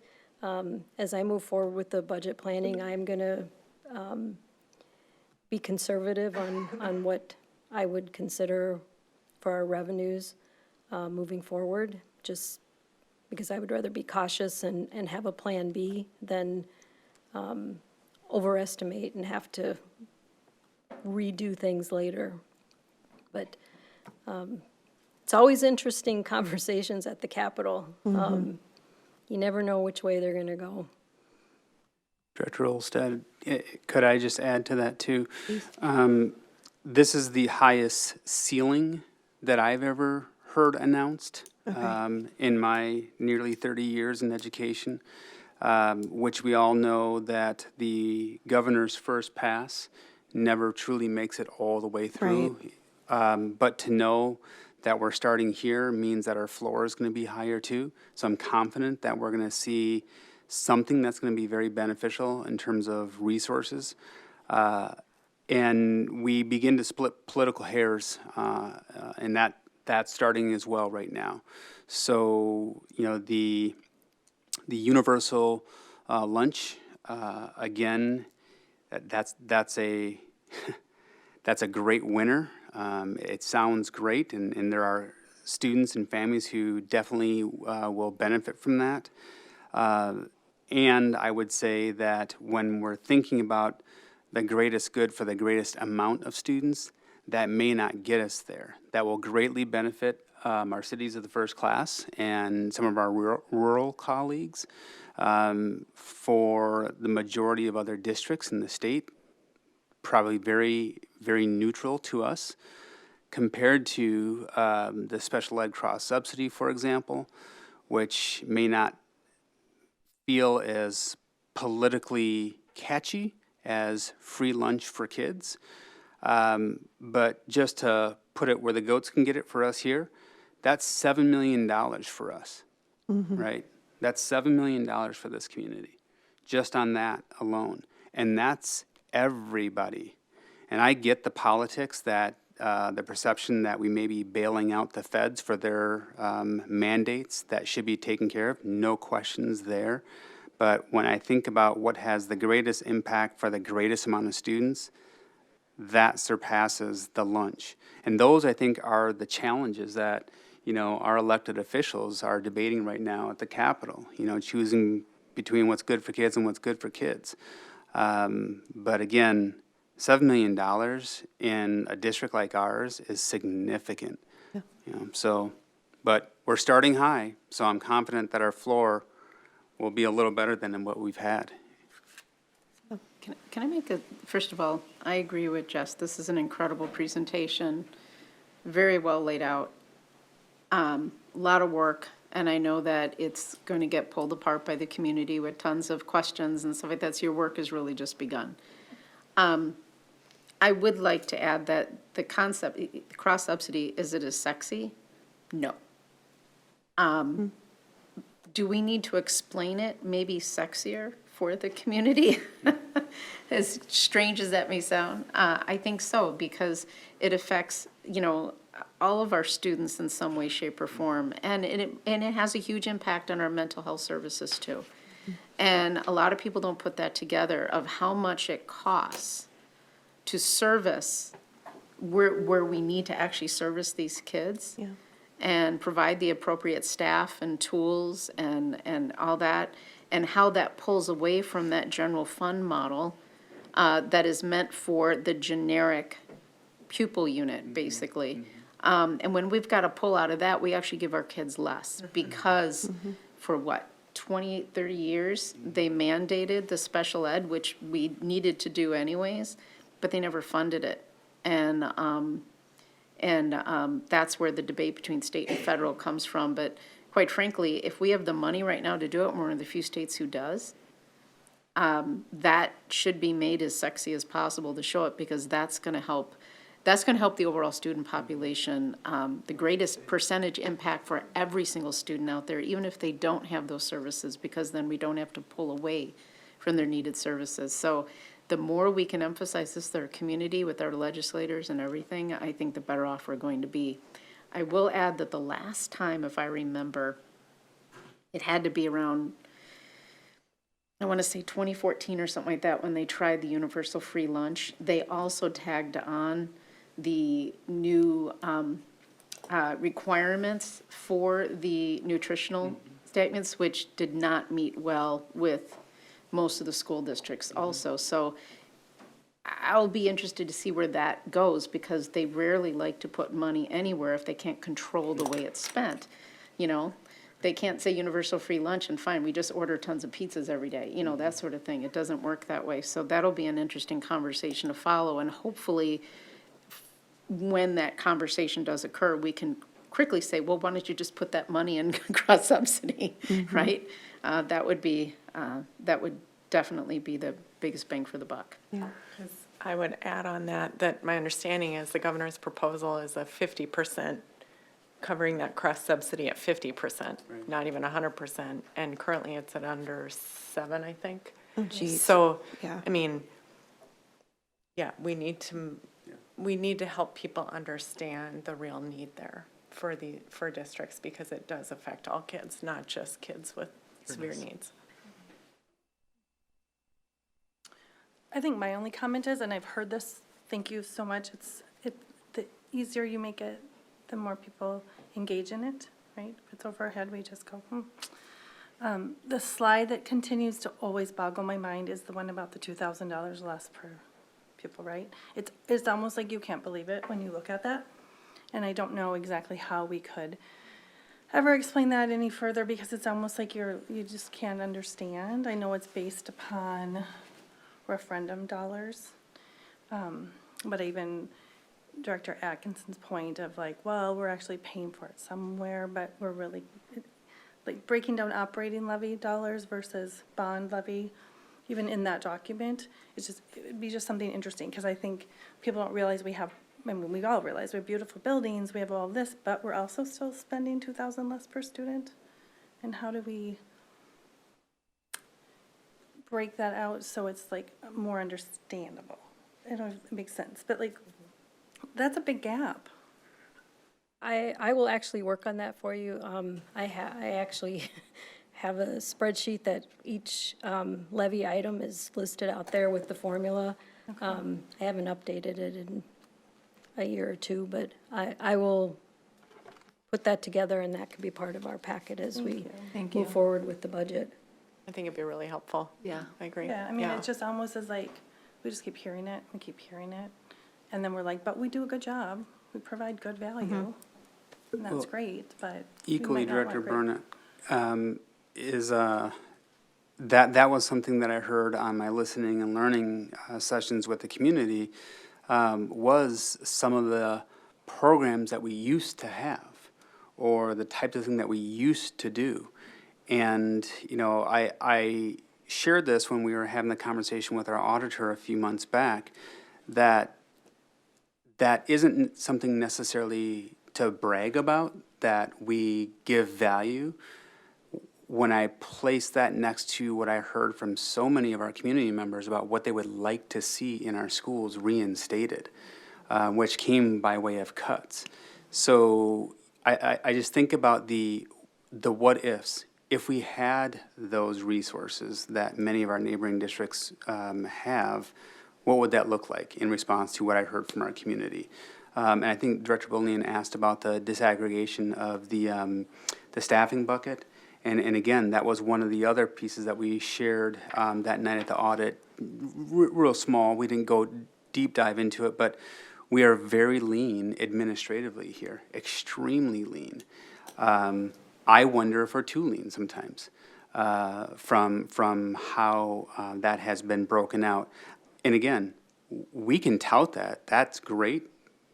I don't know if we truly want to be bragging about that, because it comes with a significant cost. You know, I'll be talking about this later on tonight. I have a dynamic team. They don't walk on water, right? I mean, they can only do so much. And I think that's a bigger conversation that we, as we engage with our community, trying to balance, you know, the wants of our community or the aspirations, what they would like to see in our schools, juxtaposed to what our fixed, you know, resources are, in addition to what the state may provide. What delta does that put on the table, or does that solve itself? You know, those are things that we'll discover as a community, so. I just have one question. So the budget that we're looking at, are we looking to be on budget? Are we going to be deficit spending? Are we over budget? Or like, can you give us a clear picture on that, on how that looks? With the numbers Actually, that you, at the next board meeting, we'll have a finance packet, and it will have some more detail. So we will share that information with you at that next board meeting. okay, thank you. Because we'll be approving in May. The Yeah, timeline's the- on there, Director Yeah, we'll- Atkinson, to know, like, Yes, what we'll we're be gonna- sharing all that be information receiving as we each. move forward, because we will, at that first June board meeting, we'll have this up for a vote for Yeah, the okay. entire budget. thank you. And the other good thing too is that we're hearing, the governor is not wanting any special sessions, which has been the other challenge for schools. We have to make key staffing decisions, only for the state to come back and say, oh, we don't have this, or we have more, and we've already released folks, right? Or we've already made decisions to do different things, and now we're on scramble at the 11th hour before the school year has started, and people are going home for the summer. You know, our staff are off contract, many of our staff. So that was promising to hear, that his commitment to not having a special session is being touted everywhere he goes. Good point. At the rate we're going, we might need a special session tonight. I hope you get a lot of I have a question. good, On Paul. the community feedback component, so I see that you're going to go out for community feedback, which I absolutely love, that we're engaging our stakeholders out in the community about what we're doing with respect to our projected budget. What does that look like? And in terms of the feedback collection, what does that look like for us to be able to incorporate that back into this process? Yeah, so Wednesday's meeting, I'll give this, I won't go quite so fast, but we'll give this presentation on Wednesday. We'll open it up for questions and comments. Again, much like the listen and learn sessions, we'll be taking notes on suggestions, feedback that they have, and we will certainly share that with you as we keep providing some more pieces of information as we move forward with the budget process. Okay, so are there going to be additional community feedback sessions or more of these Budget 101 sessions scheduled with community afterwards? Or Yes, as it we develops? plan to have another one in April, and then next week, I'm working with Director Oak. Has his specific language parent groups. We're going to do this presentation, kind of a condensed version of it at each of those meetings that he's having. I think Monday is the Russian parents. He's got, I think, over the next couple of weeks, he's got several scheduled, so we'll continue to do that. And then have, like I say, another one in April where we'll have a little more information and be a little more concrete about some of the details. Okay, great. Thank you. Thank you. Thank you. Thanks, Tammy. That's a lot of information, a lot of work, and we really appreciate it. Moving on to the mid-year review for our superintendent. It's report only, no board action is requested. I'll hand it off to you again. Thank you, Chair Crosby, board directors. So tonight, I'm going to walk through a mid-year update for my professional goals, as well as give an update on our operational goals, so that you and the community has a sense of kind of where we have declared some of our priority work, and just giving you some highlights as to where we're at mid-year. I just did, just for a point of reference, and I'm not going to walk through it, but this process started in July with the former board chair and I as we set my professional goals. And then you can see the whole calendar that takes us all the way through June, that has the formal process starting around, oh, thank you, Marcus, starting around April. I forgot I'm driving this one. I'm going to talk and click and sit at the dais. No, I think 10 and 2, right? 10 and 2. All right. So you can see the process, that formal process, where we'll have more data and artifacts, things of that nature. I'll essentially present a portfolio to the board for you all to go through that formal end-of-year summative evaluation. This is designed to be more of an informal conversation and update the board. I'm sorry, I'm talking as if I'm looking at my screen, but I'll just look here a little bit. So that's what the calendar is there. Maybe. These are the state standards. And so as I was having this conversation with former board chair, thinking about my own professional goals and where I want to set my focus, again, this is in advance of any kind of listening sessions with the community. It's just looking at reports, looking at data, and saying, okay, here's where I think I would like to focus in on my own professional development. I focused on 3 areas. They recommend 2 to 3. There was 3 that really kind of stood out to me based upon what I knew about Prior Lake Savage area schools coming in and what I've been hearing throughout my interview process. The first standard I wanted to focus on heavily was district finances. If I had $1 for every time I heard that conversation coming in and prepping for this opportunity, there's a lot of conversation that needs to be had around our district finances. Communication and community relationships. Given what has happened over the past several years from a variety of levels of disruption in our community, I knew that was going to be something I really wanted to focus on for my own professional growth. And then obviously our bread and butter, teaching and learning, an area that I wanted to make sure that I had some professional growth goals designed. So what you see here, and sorry, I'm going to look at my computer because I can see this one better. Drive 2, there we go. So you can see here on Minnesota Standard 2 on school district finances, and I'm not going to read the slide to you, but I'll just give you some context to each bullet. It was clear that we needed to increase our financial transparency. It's something I said all the way throughout my interviews, and it's something that you're always going to get from me, and I think this community is owed that, any community for that matter, to ensure that we open up our books. And so when we think about the conversation that we just had with Tammy and her team, that Budget 101 and putting it into bite-sized chunks that, the average citizen can understand, that's absolutely critical and important, to not talk over our community, but to talk with our community so that they truly understand what's happening with regards to their resources in our district. And we want to encourage that question asking and that clarification. That's going to be something critical, so that stakeholder participation is key. One of the pieces also that I really wanted to focus on was the ability to develop a multi-year financial forecast.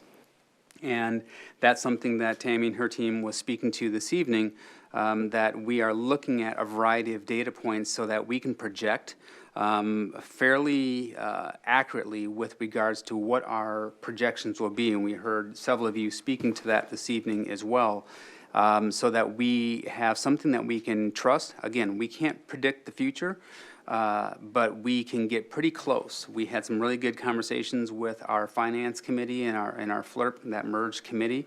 Folks from a variety of business industry that sit on that committee too, that look at various metrics within their industry to project what they need to do from a business standpoint.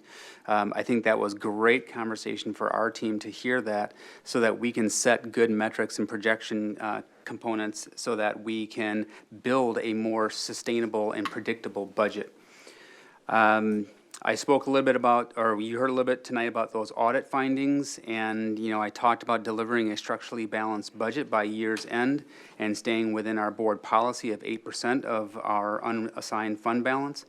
And then also increasing the amount of financial literacy for the board. So we have now moved towards a monthly report that we just introduced, I believe, 2 months ago or so, maybe a month ago, with the board, so that you all are getting those runs every single month. Just like any other industry, you're looking at those financials on a more regular basis. We do it, obviously, but now you, vis-a-vis you and the community, can have more ready access to what's happening with regards to our financials. And so that's where I focus my professional development, to work with my team to really round that out for this board and this community. Around Standard 3, communication and community relationships. In real estate, it's about location, location, location. And in education, it's about relationships, relationships, and relationships. And that's something that I very much pride myself on, to really make deep connections with staff and community to ensure that the community understands that this is the community's district and that they need to be an active participant and partner in the process of what's happening with regards to education in our district. That's what was underneath my listening learning tour. Obviously, it was an opportunity to meet with the community and introduce myself, and also hear what is top of mind for our community. Now, this was not the type of engagement that I have typically done when we're looking at strategic planning, but it gave me a sense of kind of what's my baseline as I'm walking in. And I got to tell you, I'm very appreciative of the staff that joined in those conversations, and in the community, and the board members also in our community who came out.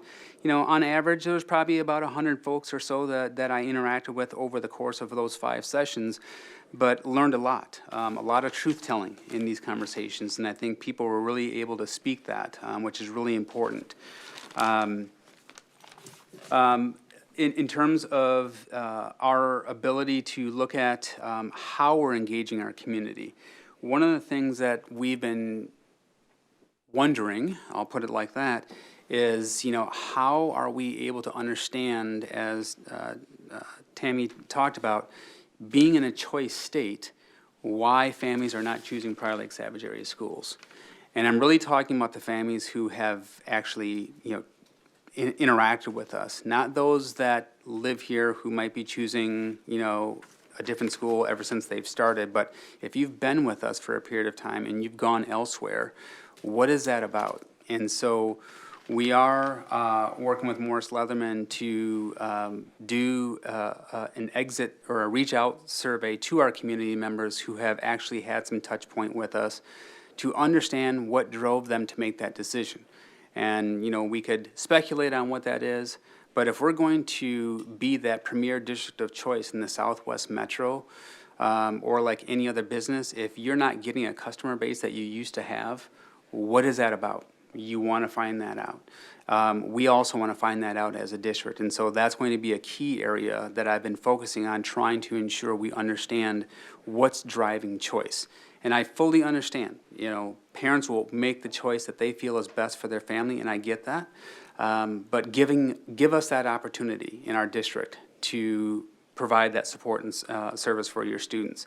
And where we're falling short, that's what we need to know, that so we can invest resources around perfecting that, so that we can prevent any future choice not to be a part of this wonderful district. Another way of increasing that communication and engaging community was around policies. We talked a lot about that as one of our first topics tonight, so I won't go, you know, much more into that. The other aspect is, you know, our community meets the district, bunny ears, at our schools. That's the district to most of our families. Not to diminish the work that we do here centrally or the conversations that we have at our monthly board meetings. It's that day-to-day interaction in our schools that's critically important for our families. That's where they, you know, are sending their kids. It's where the magic happens. And so putting together a protocol this year whereby we can increase the opportunity for our community to learn about what's happening in our schools. We may or may not always get a chance to go out and visit all of our schools.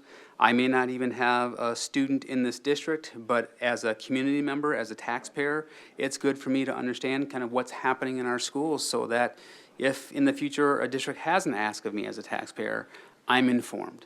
And so having these regular monthly presentations that we've been having this year has been another area for us to be able to increase that communication with our community.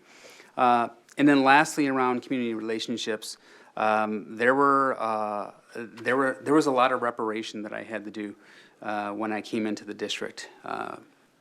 You know, there were things that were carried over from last year, and as I've shared with staff in this community, whether that preceded me or not, I now have to own the responsibility of repairing what has happened in our past. And that's something as a superintendent that I'm very much committed to, and it's something that I've said here from this dais, that as your superintendent, I will lean into that when times get challenging and tough. This is not a time where the superintendent turns their back. And I'm not saying that that happened. I'm just saying that's who I am. And so a lot of my work as we began the first several months of the year, probably a good all the way up until October, there were a lot of meetings that I had to have with a variety of stakeholders in our community based upon some of the challenges that we've had in the past. And so that was something I wanted to make sure that we had a strong start on. And we also know that, you know, everybody experiences our district in a very unique and very personal way. By no means could I repair the impacts that happen to every person in the district and the nuances that were unfolded with it. But generally speaking, we had an approach that allowed for us to, I think, bring some closure to some narratives that I think that were holding us a bit. To be able to free us from that narrative and to be able to move forward. Will we be perfect? We will not. Will there be challenges? There will be. We have a protocol that was developed in response to some of the challenges that happened last year, that in this current school year, when similar challenges occurred, we utilize this protocol, and I have to tell you, the administration and staff and all those who are involved in any situation that comes up and we exercise this protocol for harm that happens in our learning communities, it has really proven to be highly effective. And so again, I can't express my appreciation enough for the staff and their willingness to also lean in with me as we work through some of the challenges that, you know, may arise in the future. So that's been some of my focused area, you know, to date around community and communication. And again, aside from all the newsletters and, posts and things of that nature, that was more the deep content. And then the last standard I focused on for my professional goal setting was around teaching and learning. And you've heard me say as I came in that getting us back to that core academic framework is absolutely critical. This is not to dismiss anything else that surrounds the classroom, but we know that there have been so many things that have pulled us kind of off point, if you will, particularly around how we can bring instruction back to our kids. Many disruptions into that, whether it was our learning models or the varieties of unrest that happened throughout communities. It really put a big divide between how we're able to reach the needs of our kids. So, I am very pleased with our staff's ability as we're coming back in this post fill-in-the-blank era that we've been living through for the past few years, where we are really embracing the opportunity to rebuild and restore those relationships with our students, with our families, and with our communities, so that they feel a part of this learning community, again, particularly around our academic core content. So the revision of that committee was, again, also by design, along with that community engagement aspect, to really bring a strong focus of our community back to that academic core. So we've changed some of that structure. We'll be working through some of those nuances still, again, by the end of the year. I think when the questions was when they kind of go into effect, and that's that July 1. We also revised how we're going to bring more regular data to our board and increasing your data literacy, as well as that as of our, let me see, I'm driving two cars here. Is that it? That's the last one that I had to look here too. Okay. Bringing those quarterly data monitoring protocols to the board is going to be something that I think you all will really come to appreciate as we look at those formative measures, not just presenting year-end measures or MCA measures to you all, which is kind of rearview mirror data. And I'll tell you, it's both learning and building that data literacy, not only for you, but also how we as a central support staff operate. So just a real quick caveat to that. We are a few weeks away from presenting our fall to winter growth data to you all. And as we're looking at some of this and having conversations with our staff, what we're learning is that our staff are also building their data literacy, utilizing more formative assessment measures and benchmark assessments as well, so that we're able to get multiple data points to really see what's happening with Michael in the classroom, using myself as an example. That's also going to require our ability to support our staff differently, to have a different kind of conversation. Versus maybe talking at an aggregate level with regards to how students are performing, I might need to have a very different discussion. Maybe Michael didn't do so well on, the FastBridge assessment, but other measures he's doing well in, and when I look at the total picture, ultimately Michael is actually doing really well. But I might see something in the FastBridge that has a different weight to it, that irrespective of how well these other measures are, Michael might be really struggling in this area, and I really want to focus more on this area of aspect for Michael to improve. And that's a conversation that staff are going to be having with families. It's a conversation that we're going to be having with you all, which again, I think it's our ability, and this is new for us in this district, so it is that scaffolded support that we'll give to our teachers to ensure that they're able to foster or facilitate those conversations with families more effectively. So that's just some early learnings that we're having as we're looking at utilizing that quarterly data monitoring progress, not just for you all for information, but for our own development and support. And then the last two is really focusing on this math curriculum pilot that we're currently in, so that come this spring, we can present a new math curriculum for your consideration and approval to adopt. And again, based upon what we saw with regards to math performance for our students, it was clear our students were not interacting well with our previous curriculum, so we had to do something.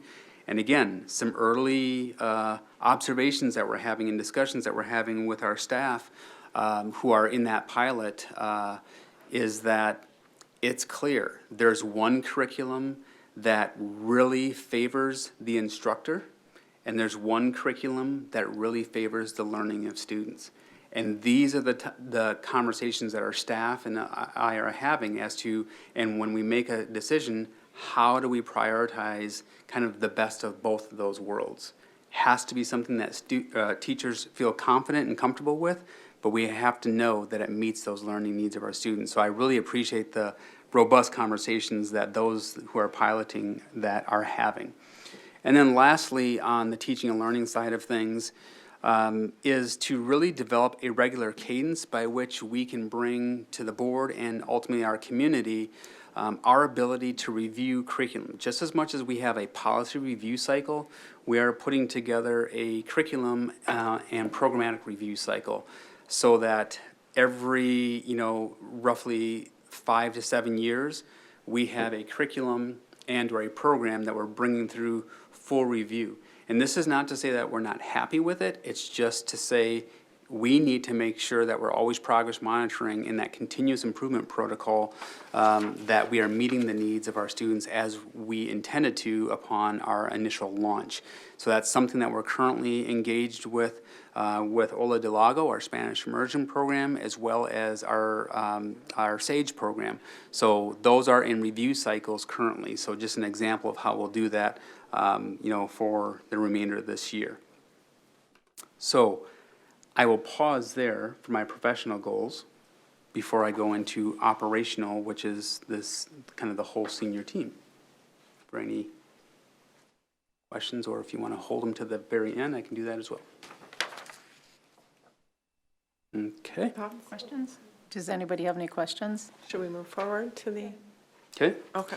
I'll go forward with the next couple of slides. And if you recall, at the beginning of the year, we had this large plan, which was pretty robust. And I asked the board if you all would consider narrowing the focus on our priority, that we would report out more so on the academic priorities of the district and subordinate, maybe that's not the best word, all the operational management plans that is more the behind the curtain, under the hood kind of work that's happening to make those academics come to life. So that's what I'll be walking through. And I won't walk through every single bullet. I'll just kind of highlight 2 or 3 on each. We've talked about some tonight, so I'll kind of spare more of the business services component. But just in terms of the human resources, the one I want to highlight here is our weekly tracking of our weekly tracking of key staff, open positions, new hires, resignations, absences, subs, etc. That initially started because we were seeing a trend in terms of staff attendance that really became concerning. And again, as we all came back, we all saw kind of the rise of the RSV and everything else that was going around. So that crud was impacting our staff. And I have to say, we miss folks when they're gone. We feel it. As colleagues, our students feel it. And so we wanted to make sure that everybody understood the magnitude of impact that we were having, on the district. And I can tell you, it's really opened up some good conversation, and I want to be very clear. I can say it here because hopefully folks will watch it back. If you're sick, stay home. This is not data we're collecting to say you can't call in sick, because I think there were some wonderings about that. There's no agenda around that. It's just our ability to be very transparent internally to really look at that.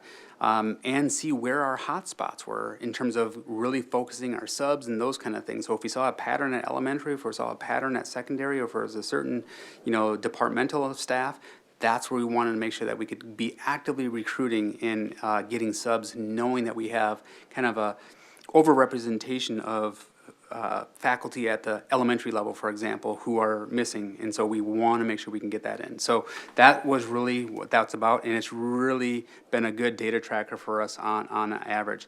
It also informed a lot of conversations that Emily and her team has had with the board here tonight around, you know, sub rates and those kind of things to be competitive so that we could stay at the top of the pack, so that we are an attractive place for folks to pick up substitute jobs compared to going a district over, for example. So a lot of that data was used for us to come to you all to make recommendations, so you knew it was grounded in data, not just we want to be competitive. We had rationale for it. The other thing I would just highlight here is the amazing work that both Emily and Tammy and their respective teams have worked round the clock to settle some key contracts here in the district. Also, within the board declared parameters, we have not had to move beyond that, so we are staying fiscally responsible. We are staying within the board's parameters, and I think delivering packages that are taking care of our staff. So I just can't thank them enough for the significant work that they've put into those contracts. Going into business services, again, we talked a little bit about this tonight on some of these, but I will just say that the transparency, if there's a theme of that in business services, I hope you're hearing it. We were issued that a clean opinion for fiscal year '22. That's a very high standard for us to receive that, and that's something that we'll competitively be striving for year after year. We also had those high marks with regards to our audit as well, that certificate of excellence, and we're very proud about that, and we should be proud about that. And then what I spoke to earlier tonight was those increased monthly reporting mechanisms that we have now for your board, or for the board. So I won't go more into that because we've kind of hit that one earlier this evening. Child Nutrition Services, if you haven't seen them in the news lately, it's coming. Emily and her team are doing some amazing work in that department, and I can't thank them enough for their ability to drive high quality, high value, even in the wake of some of the staffing challenges that they've had to negotiate through. One of the things I would just like to highlight is our commitment to having clean label food. You know, essentially, if you can't pronounce it, why are we eating it? So those are something that the department is really committed to in terms of the dyes, preservatives, you know, high sugar content, corn syrups, et cetera. That minimal processing of foods, that's something that we're trying to get to, those whole food concepts that are going to be the best for our students. And the Try It Tuesdays and all the other kind of fun ways that we're trying to introduce new ways of eating. And again, it's about lifestyle. It's not just about putting food in the belly, but there are health standards, there are science standards, there are a variety of things that her team can incorporate into what's happening with regards to our nutrition services. Our school gardens is another point of highlight, as well as utilizing products that's locally harvested right here within our region. That's something that we're very proud about. And then lastly, our angel funds. There's been conversation at the Capitol, I think particularly through our Attorney General, Ellison, around putting together protocols to not have a separate kind of lunch if your lunch balance is in the negative. That's something that we don't have to worry about here in Prior Lake Savage Every Schools. For the past 10 years or so, we've been committed to ensuring that there is no stigma for a student who does not control the income of a family and their ability to have lunch account balances paid in full, that they aren't going to get that special lunch. No matter where you're at, we are going to give you the hot lunch that every other student is providing, and that's what I think Attorney General Ellison is speaking to in terms of putting together some laws around that, so that we're not bringing stigma to situations of our students and their families. So that's a little bit about our child nutrition services updates, but again, we've got a lot going, you know, in there. Equity and inclusion.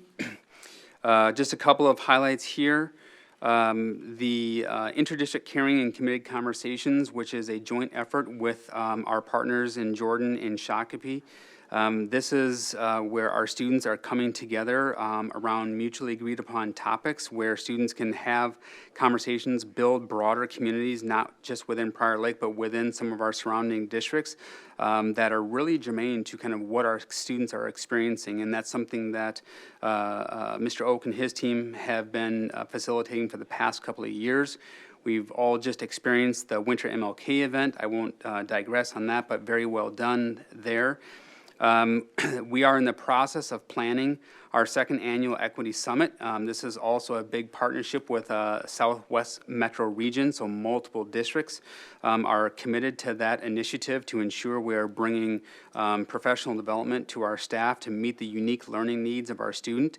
And that ranges everything from, dealing with trauma to dealing with, generational poverty to dealing with various differences of learning style or cultural backgrounds that might come into our classrooms. That was a huge success this past summer. It is something that we are looking to rotate throughout some of the Southwest Metro districts, but I think there's a unanimous feel that Prior Lake will be hosting it based upon some of the other logistical challenges within our neighboring districts. So we'll be hosting that this summer for our second annual. And then lastly, what I spoke to earlier this evening around the racial harm protocol that is for our crisis management team that was put together in response to some of the things that have happened to our past so that we don't have to react to situations.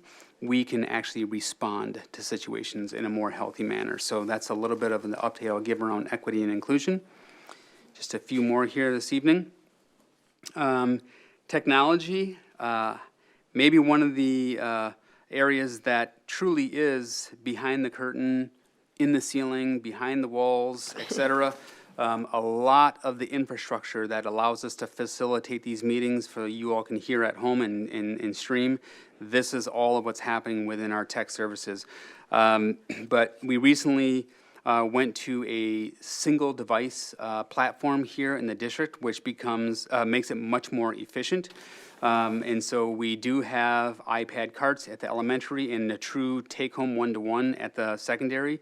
As you know, just last week, we piloted the sending home at the elementary, and that's something that we are looking to advance as we continue throughout the years to come, that our elementaries will have access to those devices, and not just in response to weather, but that is something that I know was part of the conversation with the tech levy back in the day.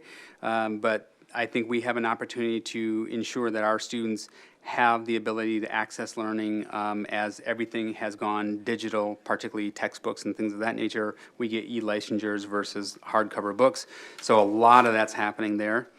We've done a lot of upgrading with regards to our computer labs throughout the high schools, as well as the adult workstations as well, so that we're all operating with the latest technology. The migration going in from Prior Lake-Savage.k12.mn.us to plsas.org. One might say, well, why would you just switch the domain, and why did we need to do that? Well, as industry shifts, and Vice Chair France can really probably speak to this a lot of third-party enterprise systems were moving to Google platforms or Gmail required platforms. And so as we have these partnerships, we have to be able to interact with these enterprise systems. And so having Gmail accounts and having our .org accounts and maintaining our .k12.mn.us accounts was very cumbersome, very inefficient from a cost standpoint, and just from a logistics, it was a nightmare. And so as the industry trended that way, we knew we had to drop the long domain and move to the .org domain. So that was kind of the impetus for a lot of that. And I'll tell you, that was a huge lift for their team, but they did it extremely well given, the challenge of the logistics of doing that. So thank you to Marcus and his team for doing that. Last few here, teaching and learning. Spoke a little bit about the math curriculum adoption that we're currently in right now with the pilot. I also kind of spoke to the review cycle through my professional growth goals that directly apply to what's happening with regards to teaching and learning around our Spanish immersion in SAGE. We'll conclude those so that we have an ability to make any kind of programmatic changes. And again, we've talked about some of these with you. You all participated in the foundations. I won't unpack that more with you all tonight, but you can see a lot of what we kind of talked about a lot of these tonight. I will say one area that I do want to just give mention to is the MDE approved Laker Online 6 through 12. And then the recommendation to continue with our 9 through 12 moving forward only. The demand for the middle school, it's just not there. And so from, kind of like high school, when you have electives and the demand's not there, you don't offer a class with 5 kids.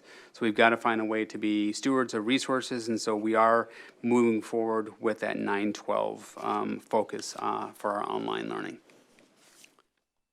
All right, assessment, evaluation, and continuous improvement. We launched our year with a large built workshop where Jenny Zumbush and her team, Jenny Zumbush and Sam and others met with Built over the summer at the high school to really unpack their school improvement plans and disaggregate their data and really target those individual student learning opportunities within each of our schools. You saw that just a couple of weeks ago when Patrick presented at Jeffers Pond and how they did all that disaggregation. A lot of that was launched this summer with those two. The quarterly data protocol I spoke to, and then also increasing the data literacy, particularly around our FastBridge learning. Again, our opportunity to provide more technical support for our staff around that as they learn the new protocols around our assessment suites. And I think it's pushing our thinking centrally around our scope and sequence of instruction. So is our instruction pacing with the timing that we're administering the assessments and getting the results of what we've instructed, and it's a result of learning, or are we still learning, having some of that gap with our students in that they've not been exposed to material that they're being tested on, and we're going to say that they're doing well or not doing well. So that's something that we're looking at as well. So a lot of good learning is coming through our continuous improvement protocols that Jenny is putting forward.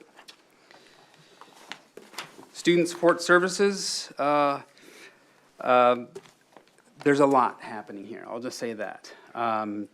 Clearly a need to meet the mental health support for many of our students. Again, when we talk about that social emotional learning, that is the mental health aspect of our students. And yes, we will focus on the academic core.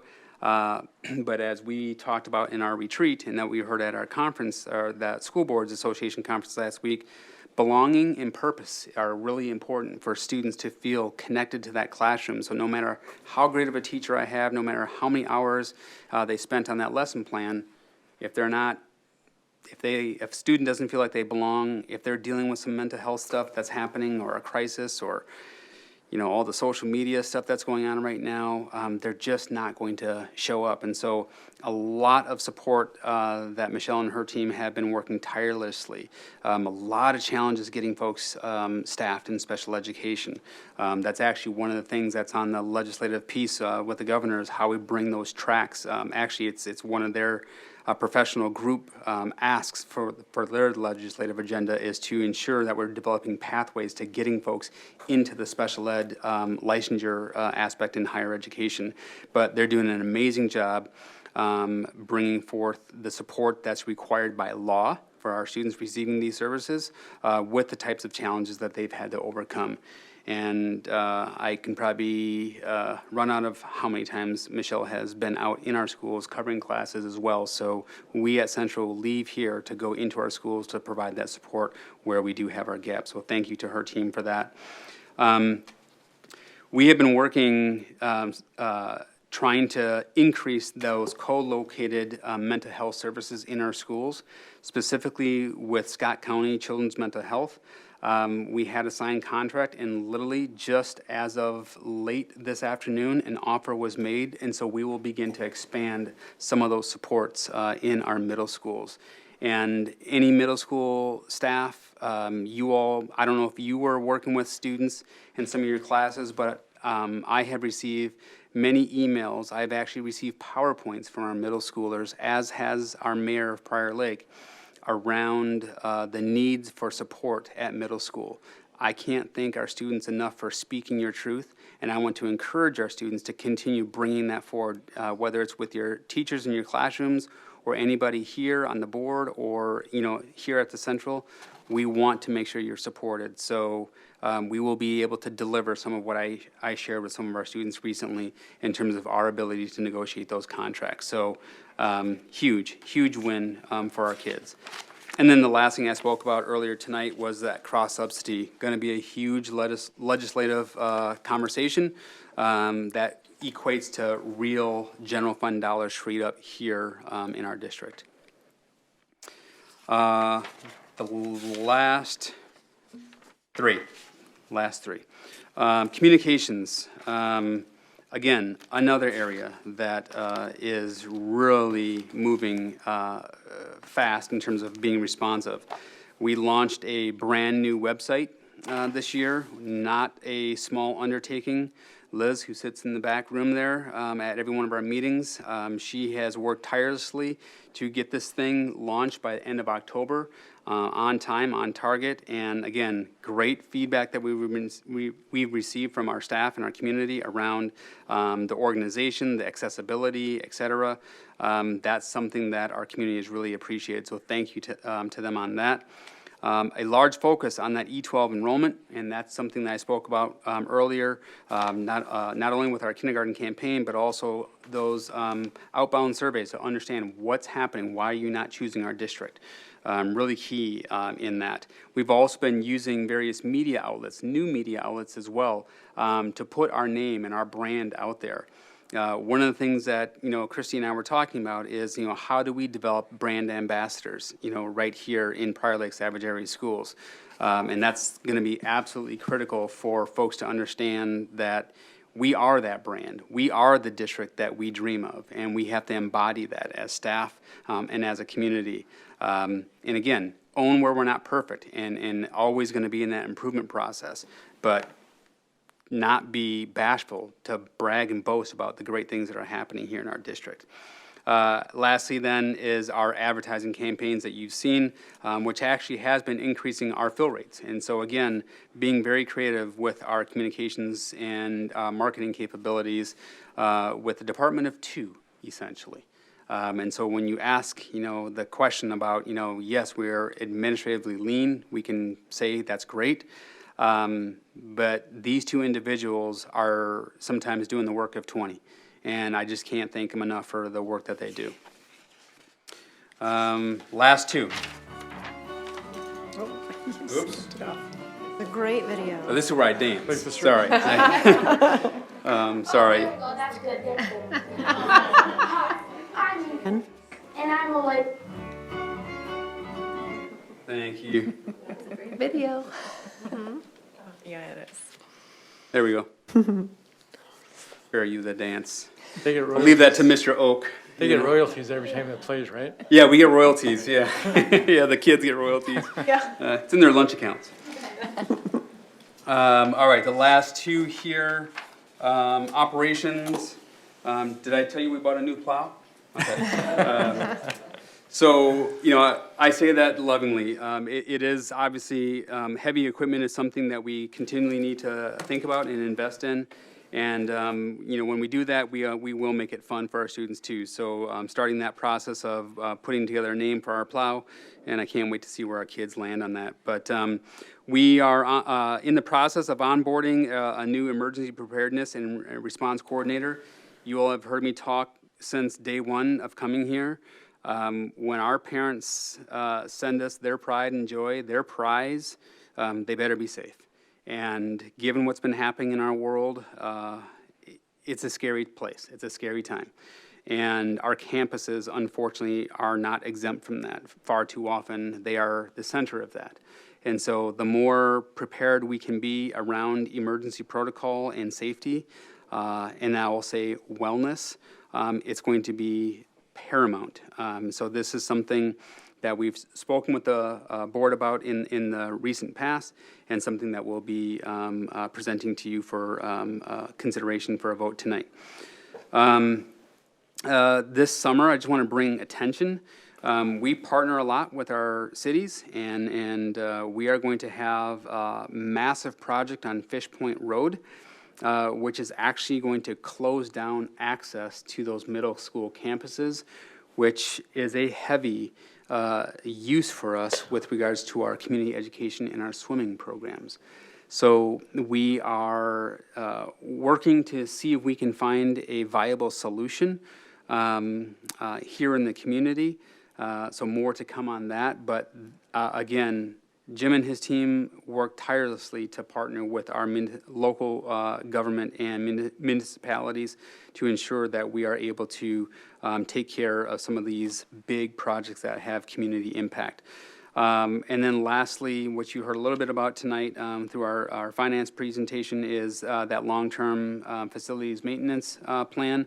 We'll be having that all set in the coming months here that will overlay what our major projects will be for the summer of 2023. So they stay busy.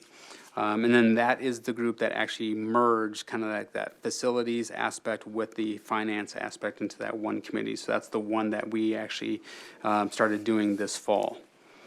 And then lastly is our community education. Joel is our new director there. He's introduced to you a few months back. And like me, when I came in, he's been doing a lot of listening. And so a lot of review for him on the early learning programs, as well as overall programming. Are we meeting the needs of our community? And as he likes to put it, from birth to the earth. We serve this entire community, and whether it's our early childhood or senior programs, he has a vision that is about serving and supporting this entire community. So that's something that he's currently involved in, and will be reporting out a comprehensive kind of his findings and discoveries with the community as he arrived. I would also say that we have been actively recruiting our own staff to bring in robust tutoring measures, to not use an external partner. Again, not to say that they're not good, but it's hard to replace our core teachers in the district, and so we want to make sure that we're bringing them back as much as we possibly can to provide that extension support for our students. And then the other piece I'll just say is that we are also going out to our various campuses, talking a lot about community education, and inviting staff to consider their passions. And so you talked about smelling ceramics, and if you want to go and spin some clay with our kids, you want to teach a class, any of you want to teach a class, you have a skill, I invite you, seriously, to talk with Joel and his team, because we want to bring in our own to be the instructors in our community education classes. And I'll tell you, our students and our community love seeing our own people instructing those classes. So again, if you got a skill or talent or a passion and you want to bring it to life, if you want to do a business strategy 101 class for some of our high school students, because that's what you do, talk with Joel, we can get a community ed class signed up, So that's my report on our operational plan, kind of an overview on some key elements. There's a lot more going on, obviously. We'll have a very robust end-of-year report, but I wanted to just let you all know where we're at mid-year. So, Chair Crosby, that is what I have to share. And I open it up to the board for any questions or comments. And my team stands ready as well. Wow, that's a lot to take in. I think we all are feeling that. But it's also such a reminder of, we come in here and we do this work and we show up and we're learning, we're asking questions, and we've got agenda items and we're going through it all almost daily. And this is such a good moment to kind of step away and say, wow, look at all the work that's being done, and to thank everyone involved in a very sincere way that I'm really proud and excited, both with what you've done and with what's to come. And with that, I'll open it up to questions or comments or discussion points from this I'd team. like to make a comment. Dr. Thomas, I had wrote down something that you said tonight when you were doing your presentation, and you said it's critical to not talk over our community, but talk with our community. And I just appreciate that so much as a new board member. It is critical, and that humility is very much appreciated. In preparing for tonight's meeting, there was one thing that I made a note on, and it was under your goal number 2. And it was under the last bullet point, evidence of performance. It says, restore learning communities that were greatly impacted by racial harm incidents from the previous year, and finalize and implement protocol for such incidents in the future. You also had mentioned being able to respond instead of react, and I really appreciate that as well. My notes when I was preparing for this meeting was asking the question, what specifically does this look like for students and for community? Because everyone experienced what happened differently, and it impacted them in a myriad of ways, none of them being wrong or invalid. So I guess that was what I wrote in my notes. Yeah. Thank you for that, Director Bullion, and that's something that's to the comment. I just don't know what else to say. I mean, this is a community that we're in, and regardless of your role, position, title, it doesn't matter. We're all here to ensure that our students receive the best, and so we have to have those conversations with one another, not at or above or whatever. So thank you for recognizing that, because that's what we hope to model here in our district. With regards to that protocol, again, I focused the conversation, again, this was set in July, so I didn't know what I didn't know at that time, but what I did know was this was a big thing.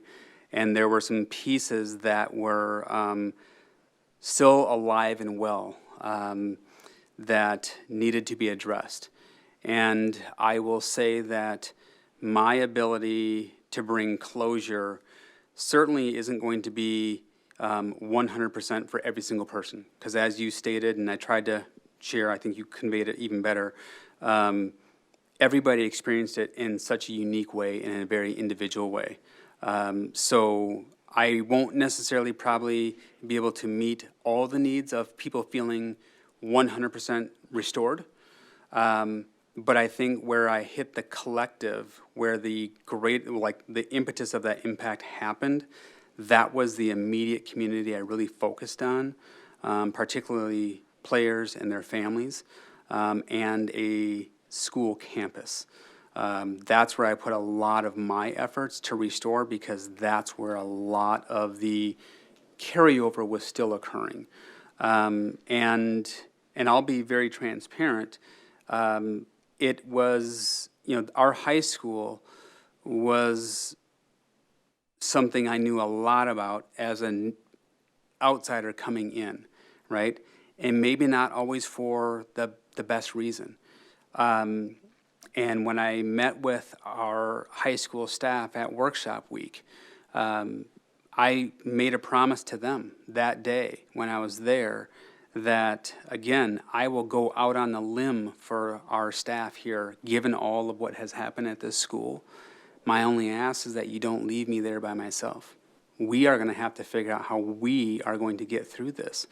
And I've spoken with one of the assistant principals there, and they made a comment about observing me to be in that school a lot on the front end of the year. And that was something that I processed with that individual, and I said, well, it was by design, My words mean nothing if I don't have a presence and I don't show that I'm actually here to help and be a support.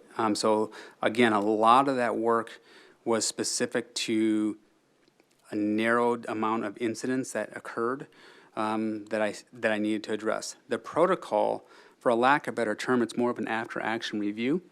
So there's kind of a regimented protocol of question asking to see how have we been able to address those impacted, whether it's staff, or students, media, all these stakeholders that might be around a situation now. Because I think what we learned in the past is that, you know, although it might be a singular issue that seems isolated, it's everywhere. And so our intentionality and our ability to really cross our T's and dot our I's has to be like scripted. And so we utilize an after-action review protocol that allows us to kind of get through the askings of what happened, why did it happen, how, or who did it impact, how will we begin the restoration process, almost like a crisis, you know, if a fire happened in a school. That's what we have utilized. And I would say it's applicable to many crises. I focused it on this one because that was my goal from July, but clearly it's applicable to multiple areas of any crisis that would occur. And it gets, you know, and then what we also find is that if we have a large issue happen, we then bring that to not those who are managing it, but then we bring it back to our district crisis review or response team, and we do yet another after-action review with a comprehensive approach, including, you know, our SROs, our local folks in our community, administration staff, et cetera. So there's now multiple layers to really address, I think, some of the challenges that we know are going to happen, right? It's life. But we also know that we can be much more responsive. And when I talk about responsive versus reacting, reacting is what we did, is what you do when you don't have a plan in play. And it's not necessarily coordinated, and we actually could probably cause more damage in a reactionary mode. But with this, we have greater response now that something should happen. And again, just recently over the past couple of weeks, we had to engage this, right?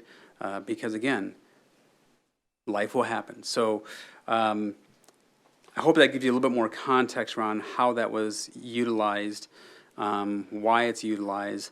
I want to also validate your point that, you know, my conversations with targeted aspects of our community that had a direct impact, knowing that there's second and third order effects, this will now be happening over time. So it's not just a one and done. We have a lot of deep repair, I would wage to say, and I've talked about this from coming in, to rebuild that trust with our community, to re-engage our community, which is part of that listening and learning tour for me, is people came in there with their truths, you know, and it was raw, uncut, unfiltered. And that's what that's what a conversation is about. And that's how we can know to be more responsive to the challenges or the concerns that our community brings forward. Will we solve them all and meet everybody's needs 100% of the time perfectly? It's impossible, right? We're just educators. But we can strive to continue to do our best around that. Thank you. Yeah, thank you for the question. Other questions or comments? I just had a comment. When you interviewed, you talked about ask questions, push back, challenge you. You remembered it. I did. I want to thank, in all of your details here, I keep seeing that you keep asking why, and I appreciate that. Yeah. I think that's our job here as the board members, is why, what's behind it. So Yeah, thank you for laying it out. And more than welcome. More than welcome. And again, our why is our purpose. And that's something that we as a leadership team have been really focusing on this year, is understanding our why and leading with our why first. Then we can talk about the what and the how. But if folks don't understand what's driving the decisions that we are engaged in, trust goes down. So we've been intentional around our aspects. And so I pass that on to my team, who is also engaged in this learning with me around centering around our why. Anyone else? I had a statement. First of all, I like the layout. I like the fact that you centered on a couple of high-level priority-focused areas. And then you have the department headings, under which we all can go into everything from committee meetings to advisory council to speaking with departments and hearing from them and knowing those bullets that they're aiming for. Well, one thing I also wanted to point out that I think you said, and I just liked a little bit more clarification on it, and that has to do with teaching and learning. That whole programmatic review cycle. We've gone through a lot of transitionary programs over time, and I'm not a K through 12 educator. However, it does seem to me that some of the programs have overlapped. We've had several things being tried at once. And how do you really get data out of that to know what's working, particularly when we're working in a cohort, when it takes some time for those things to establish and then to measure? And so I'm really looking forward to this curriculum review and programmatic review so we can stay consistent. And hopefully learn from that and continuous improvement. I'm assuming that, coming into this year, we did have multiple competing programs, and I did get the opportunity to sit through the math program, which I absolutely loved. But I was wondering, are there programs that we're going to phase out in favor and really have that streamlined look? Yeah, so great question on that. We need a universal process and protocol, just like we do with policy, and so that will be something that we'll have in place on a regular schedule so we can develop that cadence. I would also say that programmatic review and curriculum review should also help to skinny the portions on our plate. We have a lot on our plate, and I can tell you our staff and our schools work wonders, but they are burdened with a lot. And so we do need to utilize this cycle to also determine what's having an impact and a return on learning for our students, and what was just nice to have, or it was a legacy program. And again, I'm not saying they were bad, but we can't do it all. We don't have the resources to do it all financially, nor do our folks in our schools have the bandwidth and the breadth to be able to withstand program after program after program. So that is something that we're also committed to ensuring that as we've focused our priorities, so should our resources for what it will take to move those priorities. And to be able to say it was this, because we got 10 things going on, we don't know what was the, component that actually got us to that end state. So I think that helps alleviate to be able to pull back a program or pull back a curriculum, whether it's an intervention curriculum that we just have always had. It will also allow us to see what's being done with fidelity. We could sit here and say, oh, this isn't working, but we find out that it's a 90-minute block and we're only giving it 60 minutes. Well, that was a bad investment then, because we're not doing it to fidelity. So of course we can't expect to get those outcomes. So I think it'll allow us to get to that level of detail of how we perfect the implementation science behind a lot of our work, and then also pull things off the plate and give us permission to take some things off our plate. Good, thank you. I had one question for clarification, and I think it's a quick one. Under student support services, you mentioned Dr. Thomas. There was an offer made this afternoon. I didn't quite catch. Oh, yes. was for Scott County. We've been working, since I started here, we've been in conversations with Scott County Children's Mental Health around getting more co-located services specifically at the middle school level. Finding clinical support providers is just as challenging as finding teachers. They are strapped with filling positions. And we just learned that today our ability to bring in that support is going to happen because Scott County just made a hire of a clinician that will now be spending time supporting our middle school students. So that's what I was referencing, that we've been negotiating this relationship, and now we actually have a body, a person, who will be coming into our district through Scott County Mental Health Support, providing in-school mental health support for some of our students. And is that a shared between Hidden and Twin? Oh, go ahead. I'll have Michelle come forward real quickly. Thank you, Michelle. And if this can wait, that's completely fine. And just a quick clarification, sorry, Dr. Thomas, this was elementary focused. Oh, sorry. Yep, we have currently co-located services at the middle school and the high school level, but we don't have any at elementary. So in an effort to do some early year intervention, and that was the tricky piece for Scott County. There's not a lot of therapists that that just have the skill set for the younger age group, so it did take a while for them to find one. So yes, we can have a full-time therapist. It will be up to our social workers, counselors, principals, and support staff to identify students that might benefit or parents who are looking for that, because we need the referrals in order to keep the therapist.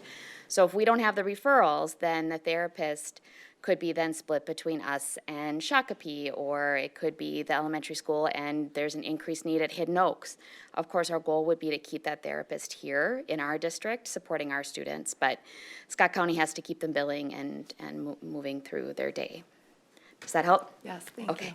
Can I ask a follow-on question? Is that okay? Please, yes. Okay. Now, before we heard there was only so many hours we got from Scott County. Yeah. Is this part of that? Does This is okay. additional time. Okay. And I know this is going to sound like an off-the-wall thing, and if we need to take it offline, that's fine. But, you know, since I think it was the beginning of last year, not this school year, there used to be a place for students who are receiving therapist services during the day to go find some place in school to do that online. And there's a lot of parents now kind of saying, well, now I got to pick up my kid in order to take him to therapist in the middle of the day, and I got to pull them out of school, and they got to leave work and all that, because we don't have that anymore. Does this impact that at all, or make it easier for parents? We're trying to expand services so that we can provide that school-based mental health. I think for years, the district has actually had the stance where, you know, if we don't know who they're meeting with and they're going into a room, we don't know who they're meeting with for sure. So there's just some liability pieces in that, but of course recognizing the need that it's hard for parents to come get their kid to take them to go to therapy. If we increase our co-located services, then there is an option that parents could leverage where they wouldn't then have to come get their student and drive them somewhere or give them a place to meet with teletherapy. So does that answer the question? It does. Okay. Thank you. Yeah. Thank you. Thank you. And I apologize, I was thinking about the emails that came to me from our middle school students. I kept saying that, so I apologize about saying middle school We versus still like elementary. our students advocating. Yeah. That's what we're saying, yeah. Any other board director questions? I appreciate how you hit the ground running and all of the work that has gone into this so far. Identified some significant key wins early on that continue to drive forward. And the model of we're going to do more by doing less, it sounds unusual, but it's effective.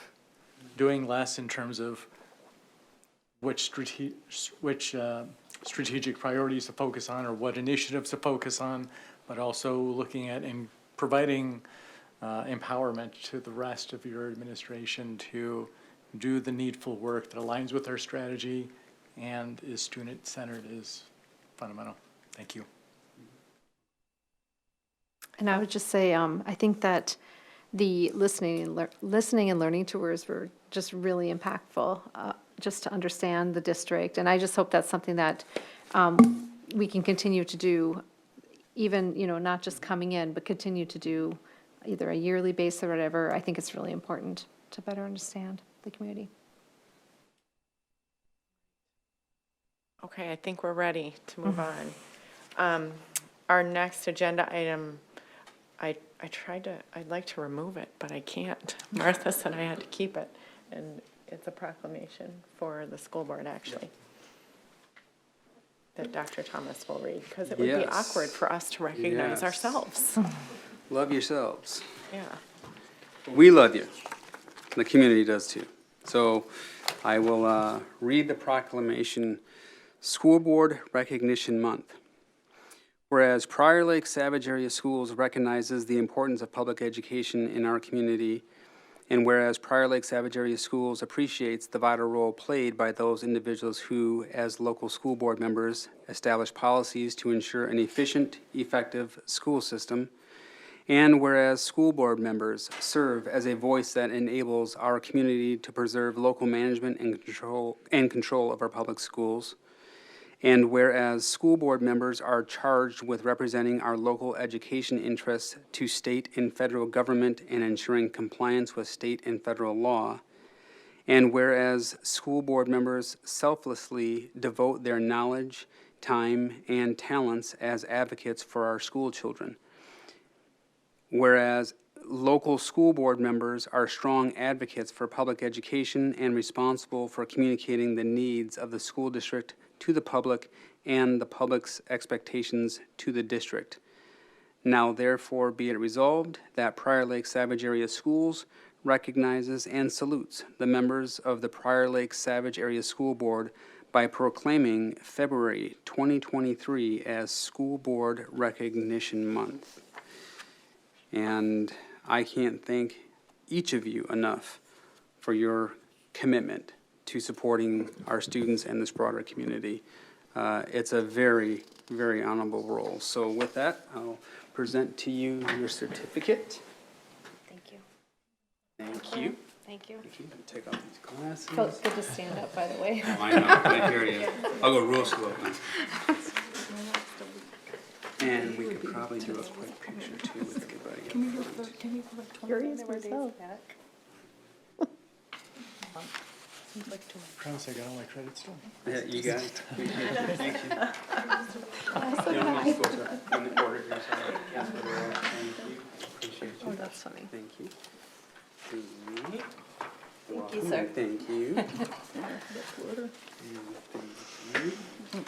And we're gonna do a quick picture too. Okay. Yeah, we should Right go now? front. Yeah, Or let's should- go okay. front. Do it. Everyone gets a little break to stand. I would not be able to. Yeah, you gotta hold your, you know, just like in elementary school, hold your certificate. We'll do a quick photo. And we also have one for our student, Ariana, who is not with us. We'll make sure we get that to her, so.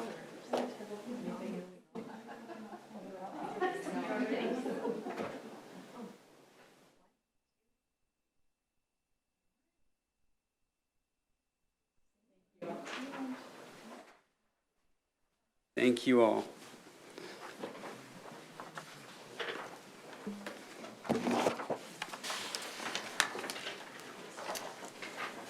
And we have two more proclamations for recognition. This is, the next one is for Paraprofessionals Appreciation Week, and I think Director France is going to read that. Prior Lake Savage Area Schools recognizes January 23rd through the 27th, 2023 as Paraprofessionals Appreciation Week. Our education paraprofessionals are essential to the mission of our district and the success of our students. This week, we celebrate our thanks and gratitude for these staff members. Whereas these professionals provide a variety of care services to help all students achieve success. These professionals work with teachers and other district staff to provide care, support, and a quality education to all students. And whereas Prior Lake Savage Area Schools paraprofessionals provide services in multiple settings within schools, including support for instruction, student activities, and for individual students, as well as numerous other tasks that contribute to educational success. And whereas the support and services provided by paraprofessionals are integral to student achievement, resulting in even better, more effective schools. And whereas Prior Lake Savage Area Schools is committed to excellence in education and recognize the important role that paraprofessionals play in ensuring educational success. And whereas Governor Tim Walz has proclaimed the week of January 23rd through the 27th, 2023, as Paraprofessional Recognition Week in Minnesota, therefore let it be resolved, Prior Lake Savage Area Schools extends its appreciation and encourages all members of the PLSAS community to join with it in personally expressing appreciation to our educational care support professionals for their dedication and commitment to our students. Thank you. Good evening, Chair Crosby, Dr. Thomas, and board members. Thank you for recognizing Paraprofessional Week. While paraprofessionals is a kind of a broad term, I'm here to celebrate the 130 or so special education paraprofessionals that we have here at Prior Lake Savage Area Schools. This vital role really serves as an extension of our special education teachers, and there's no way they could do the important work that they do without the support of the paraprofessionals. Our special education paras cultivate kind and caring and respectful relationships with these students and often become one of the most trusted adults that that student has in their lives. So I really appreciate the work that our paraprofessionals do. We would not be able to provide the high quality education our students are entitled to and deserve here in Prior Lake Schools. So thank you for acknowledging and supporting this group of hardworking professionals, and I am thankful for them this week and every week, and I'm so grateful they have chosen Prior Lake Savage Area Schools to be their work home. So thank you. Yes, thank Thank you. you. I just want to add that this meeting keeps going later, but it's important, and this work that paraprofessionals do is hugely important. I can't say I have ever set foot in a building in our district and not seen a paraprofessional working hard. And I heard a term the other day, I think it was maybe at the MSBA, I think, and it described someone as a quiet doer.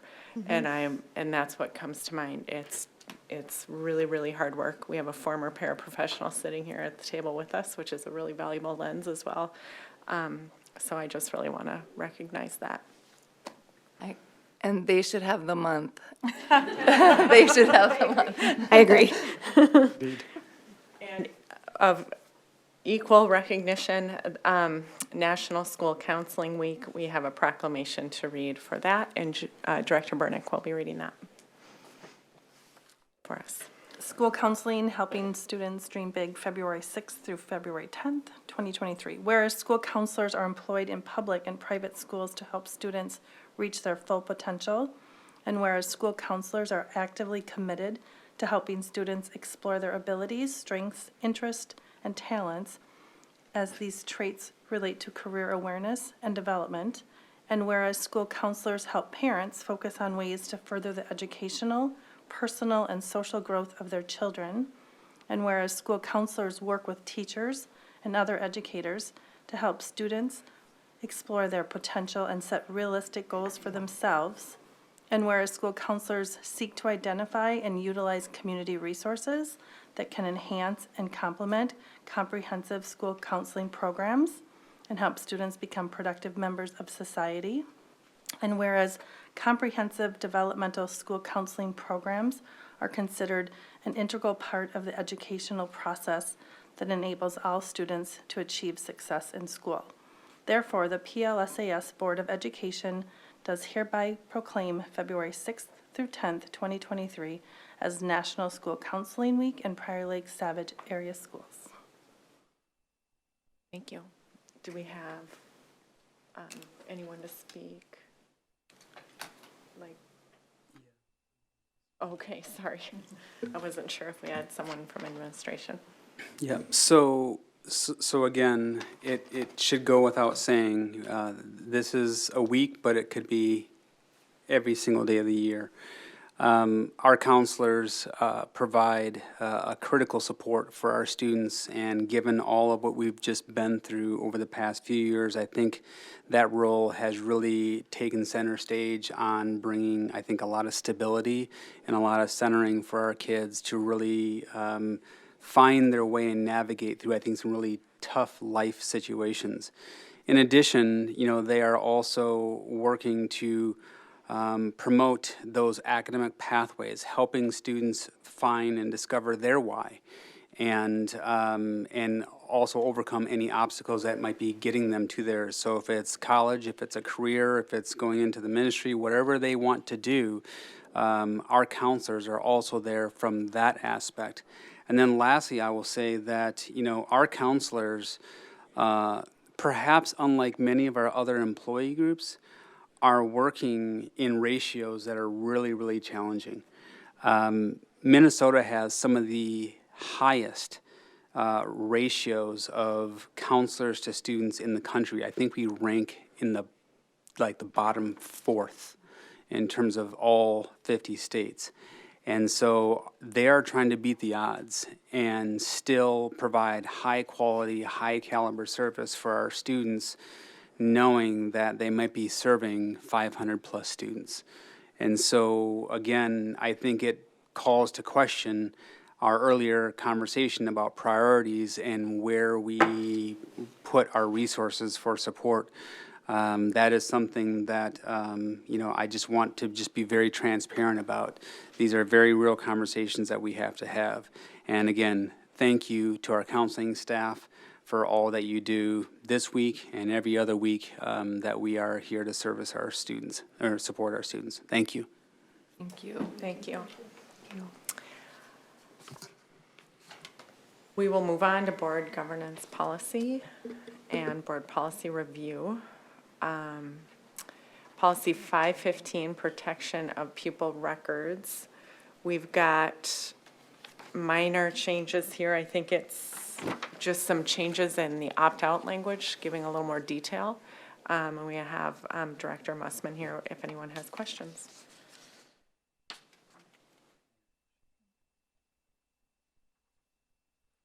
Any questions? I appreciate the change. Great. Thanks for meeting with us on that. Yeah, the only substantive change really was in the listing of directory information. We had language in there about collecting information about birthplace. We don't ask for that, we don't retain that, so it doesn't really make sense to be in there. Along with instructions for how someone can opt out if they want to contact us to do so.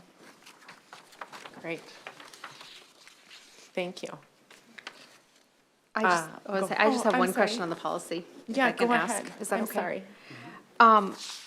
So just a quick question on reading the policy.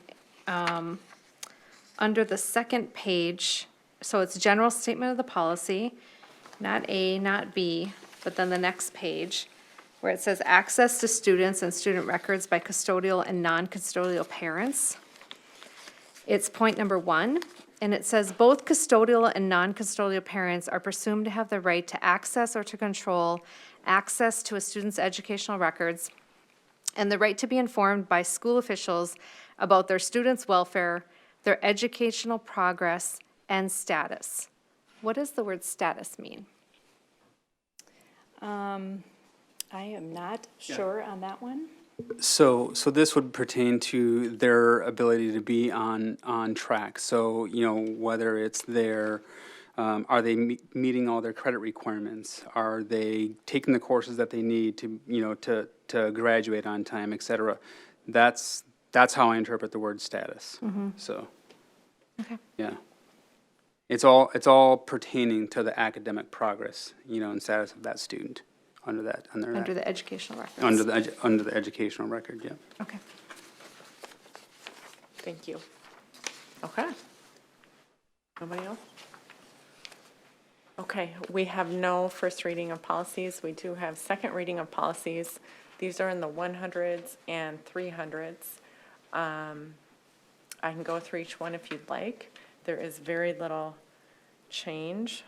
102 has including but not limited to and a language change, and 302 is removing personal from judgment. Anyone have specific questions or talking points for any of these? And again, I can go through them one by one if needed. I have no questions. I'll just give, okay. I just want to make sure I give enough time for people.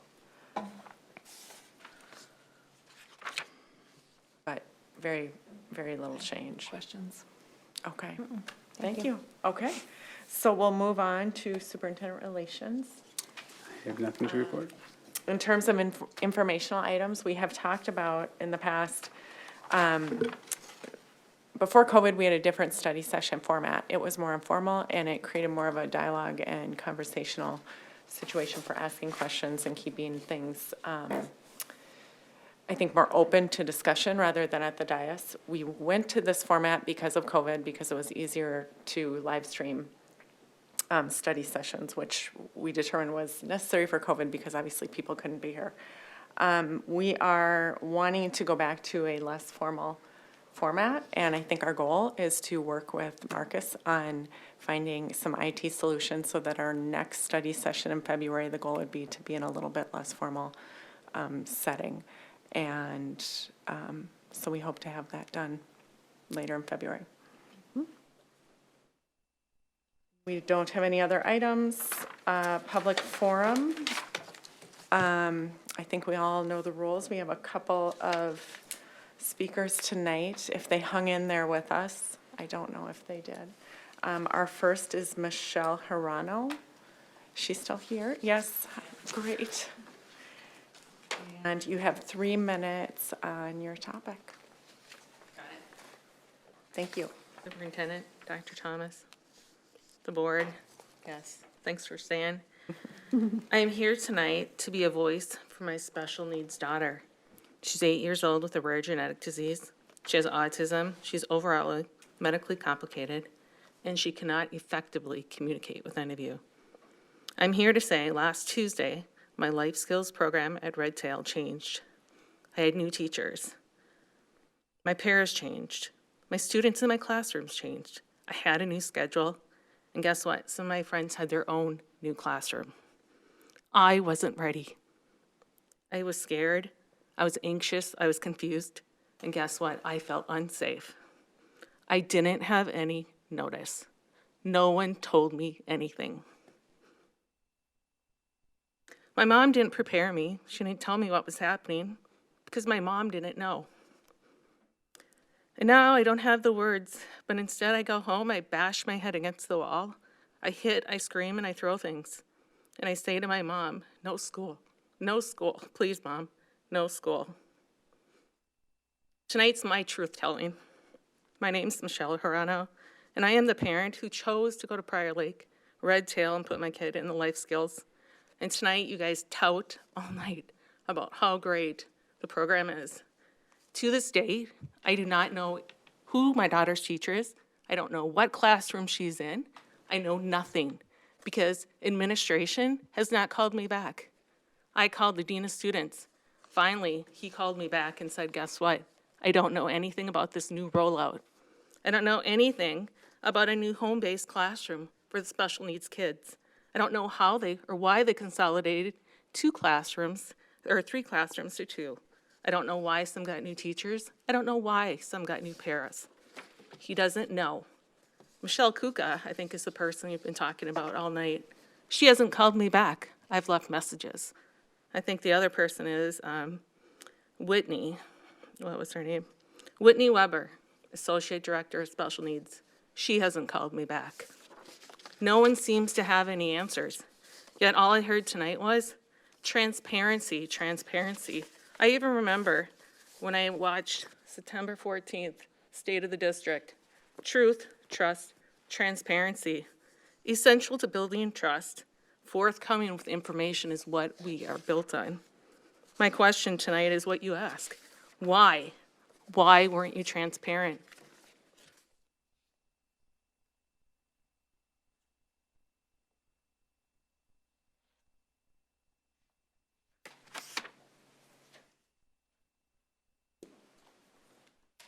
Our next public forum speaker is Bill Markert.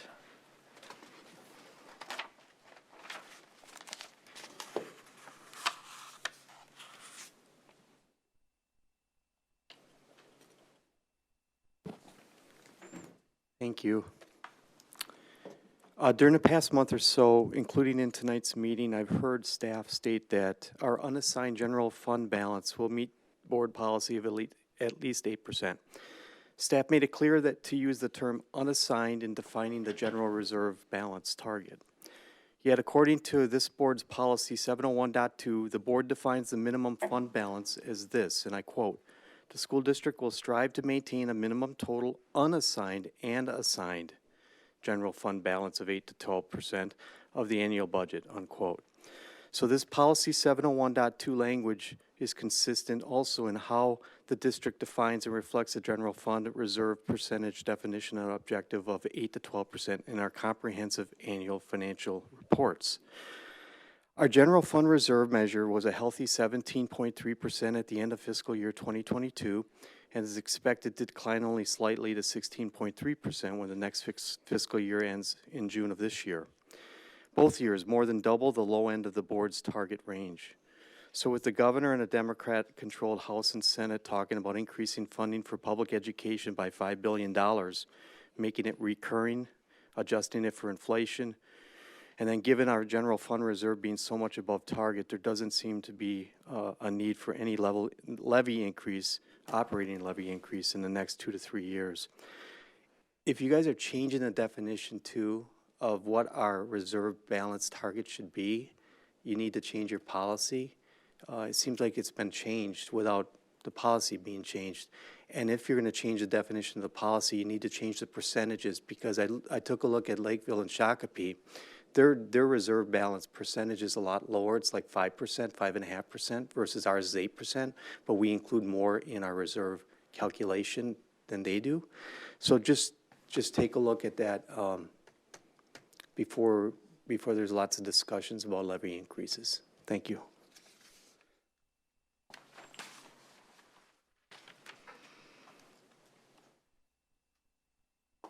Well, that adjourns our study session, and we'll transition to an open meeting. I think we'll take a quick break, couple minutes, please, and then we'll come back for our brief open meeting.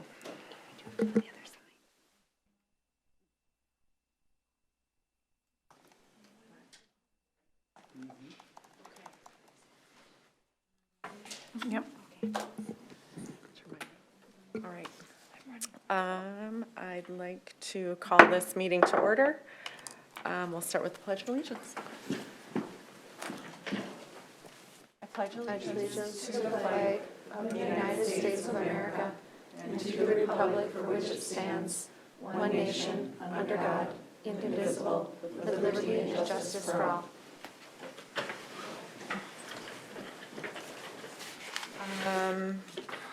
Roll call, we are all in attendance. And I am looking for a motion to approve tonight's agenda. So made. By Mary, Second? by Enrique. All in favor? Aye. Aye. Opposed? Passes 7-0. We have 2 business items today. The first is an approval of candidate for employment, and we are requested to approve the following candidate: an emergency preparedness and response coordinator, Haley Heidelberg. And I need a motion to move this forward. This approval. So made. I've got Director First and a second. Burnick and Director Velazquez, and we can discuss any questions. Executive Services Director Herman is here to answer any questions or to share anything that we might need. I just have a question. I know, thank you for sending the job description. I just am like to know, I know this is a new role, correct? Who does this take away from, like, how was this role being covered in the past and now that it's a new role? Does that make sense? Yes, thank you for that question. In the past, this role has been combination of different positions that are no longer with the district or have moved into different roles. One of which being a consultant that we had, Joel McCall, who is no longer with us, and then some other key positions that have moved to different roles within the district, no longer in the capacity to take on those positions that was taking on board. And as Dr. Thomas mentioned earlier, it was a position that we just didn't have as a district. So taking those pieces that were done by other individuals and also expanding upon that to meet a need that we see throughout the district. Thank you. Any other questions? All right, all in favor of approving Emergency Preparedness and Response Coordinator Haley Heidelberg as for employment? So made. We already had a motion, so First this is and a vote. second. Yeah, so all in favor? Aye. Opposed? That passes 7-0. We're gonna get this down. Chair Crosby? In my own world. She's here tonight. Can we ask Oh, yeah. Director Delwo to Yes. come up and do an introduction for us? Thank you. Please. It's okay. We're gonna get it. Yeah. Good evening, Chair Crosby, School Board members, Dr. Thomas. I would like to introduce Haley Heidelberg. She comes to us with extensive experience in crisis and preparedness response training, and so I'd offer Haley the mic. Thank you. Thank you for the time. Thank you for approving my appointment. 20 years ago, I was in my high school counselor's office and didn't really know what I wanted to do my senior year.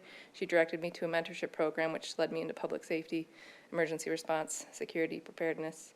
And I've had a number of different positions and opportunities in the last 20 years now to fulfill that and to learn and to be engaged with my communities. So I'm really grateful to be here and for the opportunity to learn more and help this community as well. Thank you. Thank you. Thank you, Welcome. Haley. Welcome. Thanks for coming tonight.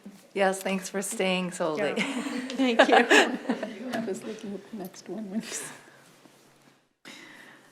We also are looking at the approval of additional staffing for 22-23, which would include special ed, para, early childhood special ed paras for the AM and PM sessions. I am looking for a motion to approve this So made. staffing. So made by Second. Director Bullion and seconded by Director Atkinson. And any questions? We have Emily Herman here to help us, so anyone have any questions or want more information? Okay.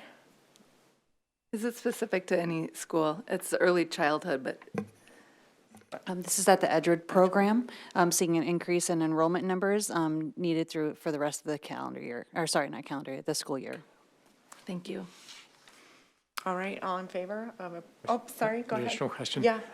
So I thank you. I note that this is ARPA funded, and it's for the specific school year. So if we see an additional need, or if the need continues into the next school year, which, great, does that mean it'll transition over to general fund? Yes. Great question, and yes, and I'm sure Director Chuka can answer more in detail if need be, but that will be a part of looking at the enrollment projections for the next year during staffing moving forward, where all the COVID positions being moved forward and which ones will not be. Okay. And this would be in that discussion. Perfect. Thank you. Great question, yeah. Okay. All in favor of approving this additional non-certified staff? Aye. Opposed? All right, that passes 7-0. And I just need a motion to adjourn the meeting. So made. Everybody wants to adjourn the meeting by Director Franz and Director Velazquez. Thank you and good night. Finally got my so made correct.